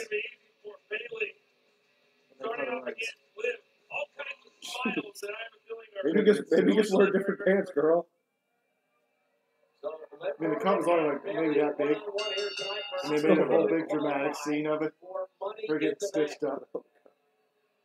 Probably be on Total Divas. And 1, 2, 3. That's all this is going to be. That's all this is going to be because they have no time. Just like that. They gave them no time. And there's still 2 more opportunities left. There's still 2 more members. So, Well, here's the second one. This is God, they're just going to shit on the Riot Squad. Not good, man. Then they'll have a Bailey. What if they end up doing the same She thing? just pushed Liv Morgan. Yeah, that was like shit. Bailey can wrestle. Again, like, going back to NXT, like, she didn't forget how to wrestle between now and then. Sarah Logan with the, I don't know. Middle rope neck breaker. Sure. Yeah, that's good. There we go. Ooh, nice move there for Sarah Logan. See, by the way this match is going, that should be it. I am surprised. Like, you would have thought Sarah Logan would have been the one to get the quick pin, and Liv would have gotten. Is watching. She has weird light in her locker room. Is it supposed to be what she sees through those contacts? Sure. Pin attempt by Morgan. No way she's pinning Bailey. Pace of the match. It's been a minute, coach. Only been in WWE a short amount of time, and she's so unorthodox. Pin attempt by Bailey. This is probably it. Yep. And there goes Sarah Logan. Here, that's Liv Morgan now is coming in to attack Bailey. Morgan attacking Bailey after the matchup. Corey, you were saying? Still got 1 horse left in the race, Coach. Someone's got to tell them we don't have time for this beatdown. We got matches to get to. The Riot Squad. Oh, man, good night. And now Morgan takes out Bailey. All right, well, Liv Morgan and Sarah Logan just beat them. Really, all 3 of the Riot Squad go first? Hey, look at the draw. The Riot Squad through 2, 3, and 4 in this gauntlet match. And Bailey now must take on a Ruby Riot's taking a little bit too much time to get to the ring, considering. Oh no, it's cool. We got a commercial. Got a commercial break. Means that's not going to be a which pin. Means they're gonna job the entire Riot Squad. Yeah, it's going to come down to Bailey and Sasha, and Sasha will probably win. Or Bailey, they might want to tell that underdog story and have Bailey go in. I mean, who gives a shit? Really? They're gonna do that again? I mean, well, think about it. If it's not Ruby, right, that would leave Mickey, Dana Brooke, Sasha, Bailey. One more. I don't know. Who cares? That's it.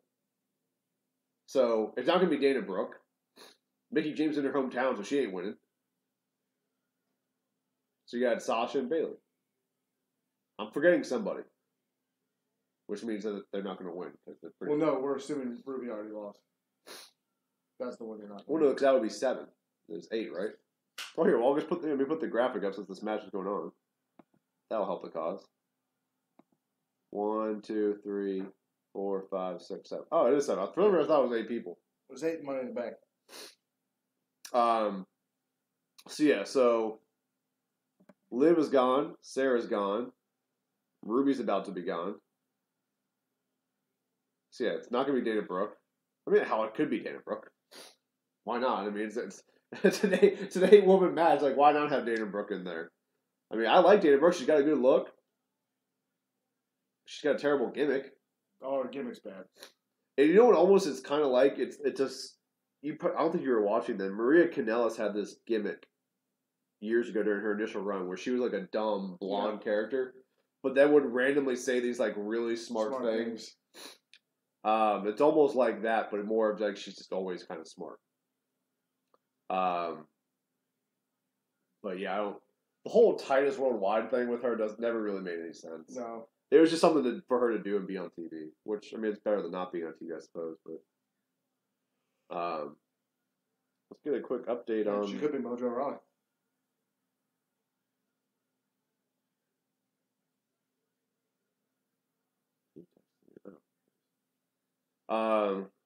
Just going to check on the Capitals game real quick while we're at a commercial break. I would assume so. Oh, yeah, man. Damn. The Rockets had like a 20-point lead, and now they're losing by 9.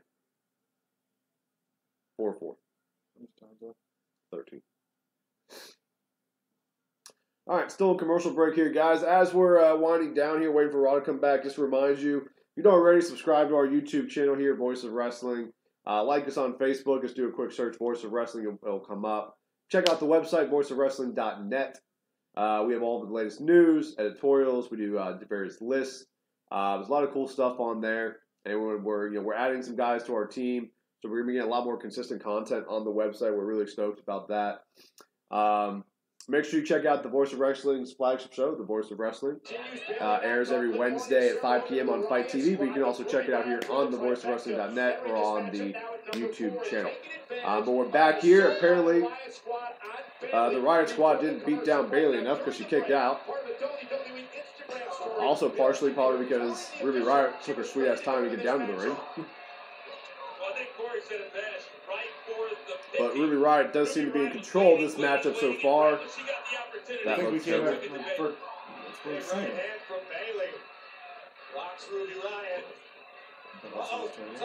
I actually didn't look at that. Ruby Riott able to kick out. Oh. Belly to back suplex by Bayley. I felt like when the Riot Squad was on SmackDown, they were trying to do a legit job of building up at least Ruby. Like, she had a title shot. And now she is just going to job on Raw. Look, she still may not. I mean, she can still win this. She can still win this. That could be right there. Pin attempt by Ruby. 1, 2, and 3. Okay, all right. Ruby Riott pins Bayley. Once in a while, they surprise me. This is Dana Brooke. So, Jesus Christ, that was a weird time to come in. I just saw her head down by her ass. Dana Brooke is crazy athletic. She also stole Beth Phoenix's outfit. I'm sorry, she should just take Beth Phoenix's gimmick. I don't know what that reaction was. And probably pretty good. Dana Brooke certainly figured out the. But this should be quick. Ruby should be able to pin Dana Brooke pretty quickly here. How pissed are you going to be if Ruby loses to Dana Brooke? I won't be pissed. It would. Not having a member of the Riot Squad in there doesn't make any sense. That's a great way for her to kind of bust out of the shadow a little bit of Titus Worldwide. Yeah, big shadow they cast. All fired up right now. Surprised she didn't fall down the ring. Tremendous athleticism. What is her background? She was a fitness model, bodybuilder. I mean, she's jacked. Like, the freaking. I mean, she's definitely probably the strongest woman they have in the entire division between Raw and SmackDown. These opportunities don't come very often. Another, whatever that finisher kick is. 1, 2, 3. Ruby's got 2 wins now. Dana Brooke has been eliminated from the gauntlet match. And I should say, All right, so there's 2 more, Sasha and Mickey. Here comes Mickey, hometown girl.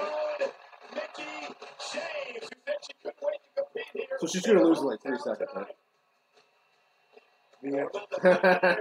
home field advantage rings true here in WWE. No, it doesn't. No, there is no.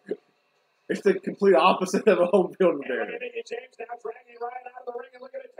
Well, here's the if Mickey wins this, but then loses to Sasha, is that still a hometown loss or like? Okay.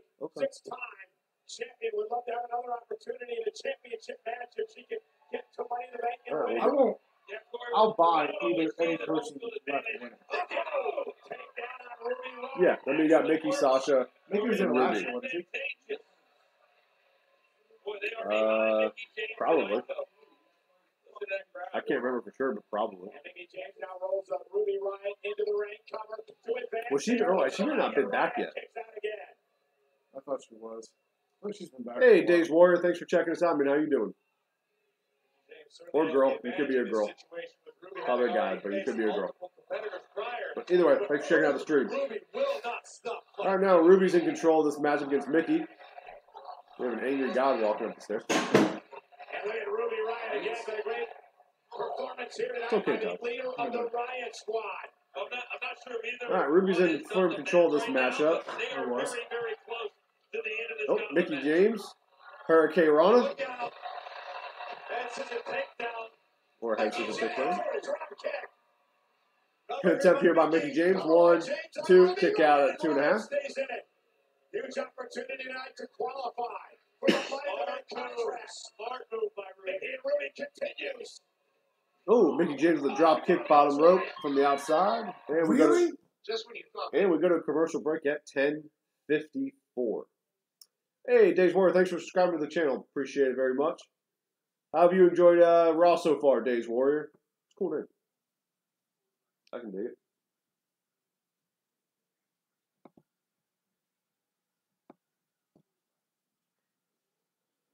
Oh.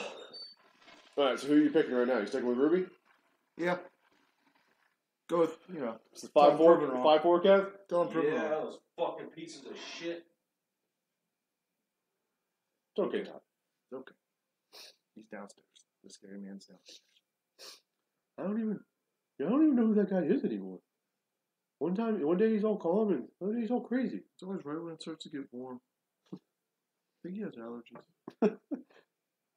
Maybe he's got a parasite too.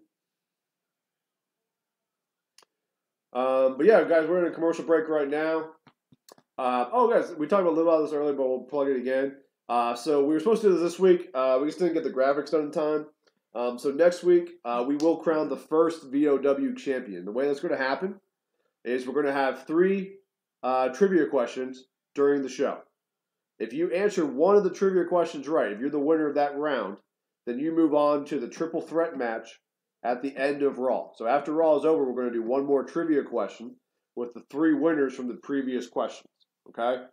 And if you win that, then you are the Voice of Wrestling champion for the week. Okay? So everybody's like Daniel Bryan. You got to win a match to get into the triple threat. Exactly. And then if you're the champion, you can come back the next week. You can defend your title. And we're going to have a graphic up in the probably the bottom right-hand corner. I don't know exactly where, but somewhere on the graphic here, we'll have a graphic out of the VOW Championship, and then underneath will be the champion's name. So you can come back, defend your title week after week, or a new champion will be crowned. But we're going to be doing that next week, and that's something we'll do weekly. Yeah, there's no Brock Lesnar stuff with the VOW champion. You can't come in every 6 months. We're not paying that kind of money. And then one thing we did announce this week is or earlier today we're going to do a live after show for Money in the Bank in a couple weeks. It'll be Bill and I. Be quick, probably be like anywhere from 30 minutes to an hour of us just reviewing the show, talking about the matches, talking about where they're going moving forward. So we have that on the works. As always, I've plugged this a bunch of times already, but if you don't already subscribe to our channel here, you can check out all of our video content, our live streams, after shows, the Voice of Wrestling flagship show, The Voice of Wrestling with Chris Cash and Nick Paglino. That airs every Wednesday at 5 p.m. on Fight TV. It is free to watch. It's a free app to download. But of course, you can also check it out here on the YouTube channel and on our website, voiceofwrestling.net, where you can check out all of our editorials, lists, and all the latest up-to-date news on all things pro wrestling. And if you don't already, like us on Facebook, Voice of Wrestling. And you can follow Bill on Twitter at CoachBT21. You can follow me on Twitter at WrestlingOpins, but I'll be honest, I really don't use my Twitter account anymore. It's from an old site that I used to run, WrestlingOpinion.com, but it is no longer in existence, but I kept it as my own Twitter handle. But I don't use it that much, so feel free to follow. All right, here we go. Still Mickey James and Ruby Riott in the ring. Mickey James now has the upper hand. Some interesting ring gear from Mickey James. Wonder Woman-ish. I would have thought she might have gone like VCU Rams, a little back and gold. And look at this, Mickey James now. Ooh, you don't see that move too often. That was one of my favorite moves back in WWE vs. SmackDown 2006. Edge used that move though. I can't remember what it's called. I haven't seen it in so long. It's a great move though. It looks good. Ruby Riott back to her feet. Mickey James. Are you watching the Warriors game? What's the Warriors still winning? Days Warrior? Last time I checked, they were winning, but I haven't checked in a few minutes. You gotta give credit to Ruby Riott for hanging in there after this. Hey Alexa. Multiple opponents, Ruby's. Hey Alexa. Where is Ruby Riott from? And Ruby Riott under the right kick as well. Mickey James now. Just covers it up to get her there. All right, Alexa's confused. I'll have to Google that Long later. ago, Mark Garden had been to James School in Oxford, preparing his first musical Alexa, theatre stop. production. Yeah, Alexa had no idea what I was talking about. Mickey James has been eliminated from the gauntlet. Ah, Ruby Riott picked up the win. That was quick. I didn't even realize what was going on. Yeah, she rolled up while we were looking at Alexa. All right, so that leaves Sasha Banks as the last person in the gauntlet match. See, little things like this annoy me. Right? Ruby Riott is gassed right now. You should not be doing your little... Like, you should be running in the ring. Take advantage of it. Like, sell it. Sasha got a banged up shoulder, too? Sure. I got ring gear. That's different. That's good ring gear for Sasha. Oh, pin attempt right away. One. Rolling on. Not even count two.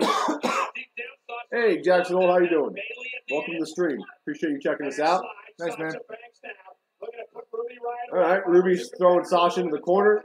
Sasha reverses. Roll up pin attempt by Sasha. Kick out at 1.5. Cross body from the second rope from Sasha onto Ruby Riott. Kick out again. And then let's slow it down. With an arm bar. We haven't had a commercial in 6 minutes.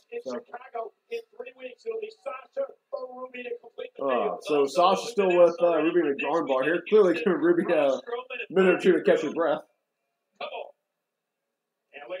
Jax, appreciate you checking us out, man. If you don't already, hit that subscribe button. You can check out all the video content we do here at Voice of Wrestling. But welcome to the stream. What about the confrontation tonight between Nia and Ronda Rousey?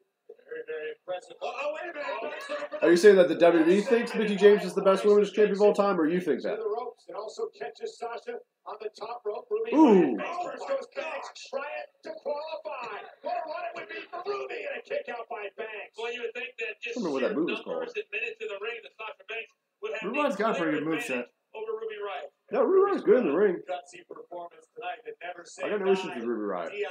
When you get a chance tomorrow. Of Ruby Riott as she drives the boss's grill. I don't think they think that. I mean, I think they would say Trish is a better champion. I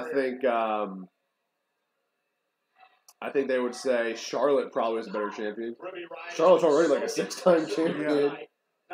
Mickey's a 6-time champ. Charlotte's at least a 5-time.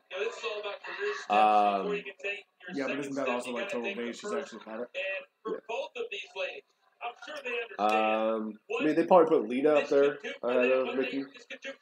But Mickey is one of the all-time. Hey, Jackson Holt, thanks for the subscription, man. Appreciate you doing that. Mickey's up there.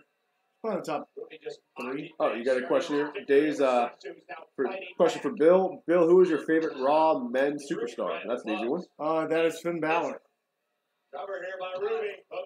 It's closer than I get a hard time for, but it's Finn Balor. Right now, mine is Drew McIntyre. I love everything McIntyre. You like everything new. Natalia, of course, already I like new things. qualifying in a fatal 4-way match for the Money in the Bank. Appreciate that, Jackson. Days, who's yours?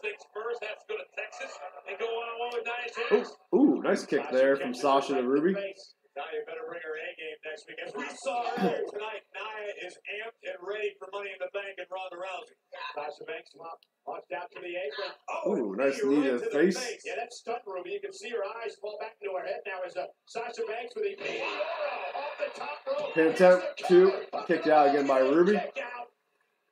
Well, Jackson, technically Brock is a singles champion, but I get your point. We've seen more than one performer in this and that's not only singles men's champion, because you have Nia Jax as a champion.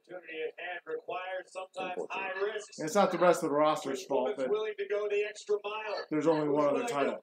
Yeah, and Brock is keeping the title until he beats CM Punk's streak, because they want to get rid of that. Because that's who the WWE is. Yeah. And they are currently in a lawsuit with CM Punk. I guess they're doing jury selection. I think tomorrow or it's Wednesday for that trial. Because that was a nice reversal by Ruby right into a tornado DDT. Pin attempt here on Sasha. 1, 2. Oh, kicked out.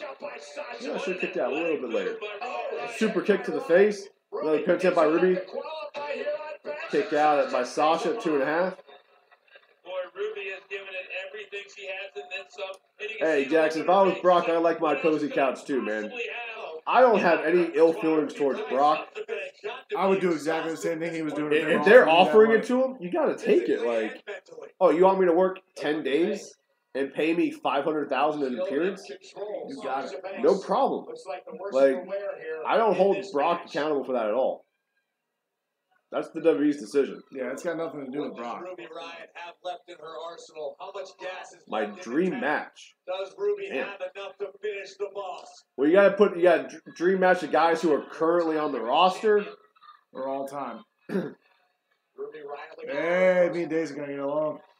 Championship reign. Michael, there is no doubt that Ruby Riley. Right now, if I had to pick one of like active guys, my dream match would be AJ Styles and Kenny Omega. Took Charlotte Flair, who was the SmackDown Women's Champion at the time. I could watch them wrestle for an hour. The Scott. All right, I'm gonna stick in WWE. Not Fantasyland. Even though mine's kind of in Fantasyland. It's not that much Fantasyland. Like they just signed Kenny Omega. So much at stake here. High pressure. It's not that fantasy. Kenny likes what he's doing. I think you're right. Ooh! Kick out by Ruby Riott. Oh, bank statement. Bank statement here. Can Ruby get to the rope? Please don't tap out. Oh, the Riott Squad coming down to help Ruby Riott. Again, not a disqualification. One. Oh, nope. Back into the... Oh, she taps out. Sasha wins. Sasha's in... That's kind of shitty on the Riott Squad, though. Like, they come down to help her, and they just didn't do anything. Yours would be Andrade versus Seth. That'd be a great match. If I had to do one kind of, like, all-time, like, anybody I could pick, I would probably pick HBK versus AJ. HBK being a better beat against Rollins. I'd like to see it too, but I'd pick AJ over Rollins. Much respect to Ruby Riott and the Please excuse the noise. Gentlemen, the field is now set. Well, the trash can wasn't broken before. It's definitely broken now. I don't too bad trash can. You can't break it out. What is your favorite SmackDown live men's superstar? Jeff Hardy. I've always been a Jeff Hardy fan. I've always been a Jeff Hardy mark, so I have to go Jeff Hardy. You know, not right. If I'm going overall, then I'm probably going to. I'm probably going with Randy Orton, just full body of work. Right now, he's been around so long that anything he does is kind of like, what are you doing? But I don't think his whole body of work is that good, though.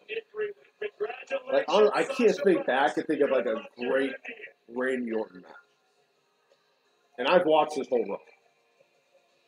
I can't, like, not like a, like, you asked me to name, like, a great John Cena match, I can name off 10. If I had, you know, you go down the line of the guys of his generation, like Edge, I can name a bunch of Edge matches. Even Shawn Michaels was highly, you know, during that run. People are currently on SmackDown. I know, but I'm saying, but I'm just saying, I think Randy Orton gets a lot of, like, people think like he's better than he is, in my opinion. But I respect your opinion. All right. But guys, that's the end of Raw. So the Money in the Bank women's match is set with all their competitors. SmackDown men's side still has, I think, one spot, which will be Daniel Bryan versus Samoa Joe tomorrow night for the last spot. And that hopefully Samoa Joe wins, because I do not want to see Daniel Bryan in a ladder match. No, I don't need it. Just have him have singles matches and have him knock him out of the park. Don't need to see him in dangerous matches like that. All right, guys, but we're winding down here.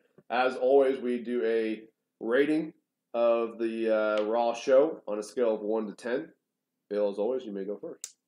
Yeah, I thought that there was a lot. I like matches. I don't like big, giant spectacle things, which is what I kind of felt like. I understood they had points, like the, Kevin Owens, Braun Strowman, Finn Balor thing that kicked off the show. And then what was right after that? Was Nia and Rousey right after that? Pretty soon after, yeah. Pretty soon after. Like, things like that. I like there to be matches, winners, losers, stuff like that. But I get it. I know there has to be a story. I'm going to go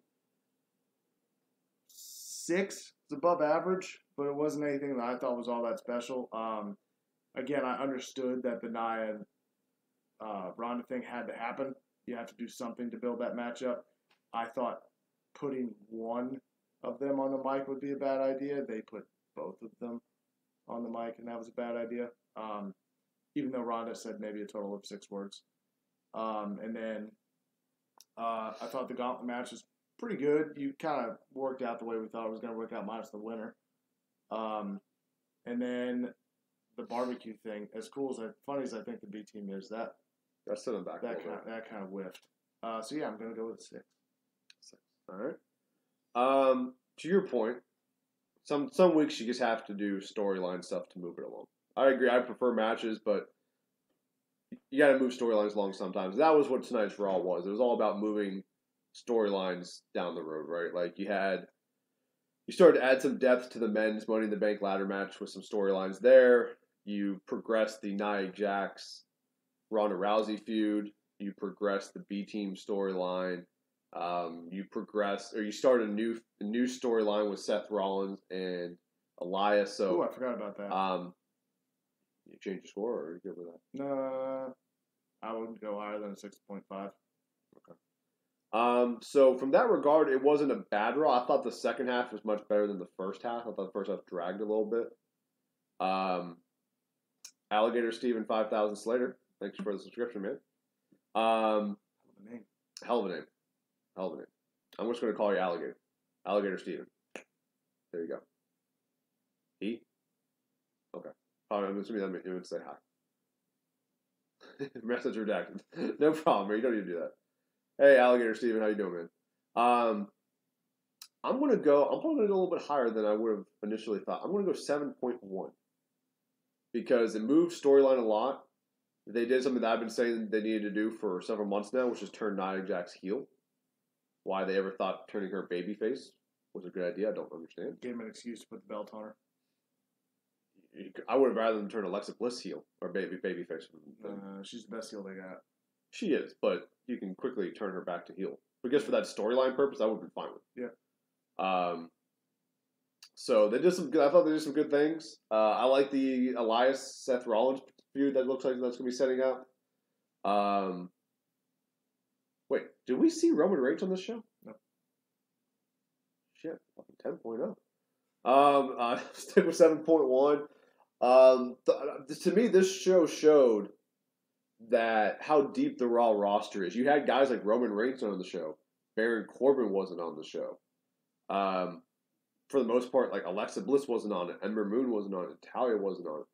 You had a lot, and you had, besides that food fight, you had no filler stuff. You had stuff that was moving a storyline along, that was relevant, that it wasn't like background stuff. It was all stuff that was building up towards Money in the Bank. So I think tonight was a good showing of how good the Raw roster is. So, so that's going to wrap it up for us, guys. We appreciate all the new subscriptions, all of you guys interacting with us in the chat. Again, if you haven't already, please subscribe to our channel here. Like us on Facebook. Just search Voice of Wrestling. You can visit our website, voiceofwrestling.net. Latest news, editorials, lists, all kinds of stuff. And make sure you check out the Voice of Wrestling this Wednesday with Chris Cash and Nick Paglino. They're going to have a lot to talk about. So make sure you check that out either on our YouTube channel or on Fight TV or directly on the voiceofwrestling.net. Again, big thanks for all of you guys hanging out with us tonight. We'll be back next week for Raw. And next week, we will crown the first Voice of Wrestling champion. We said we were going to do this week, but I promise you, and 100%, we will do this next week. We will crown the first Voice of Wrestling champion through our trivia challenge. So definitely make sure you guys come back for that. As always, I'm Brian Burns. Bill Thompson. We'll see you guys next week. Thanks again.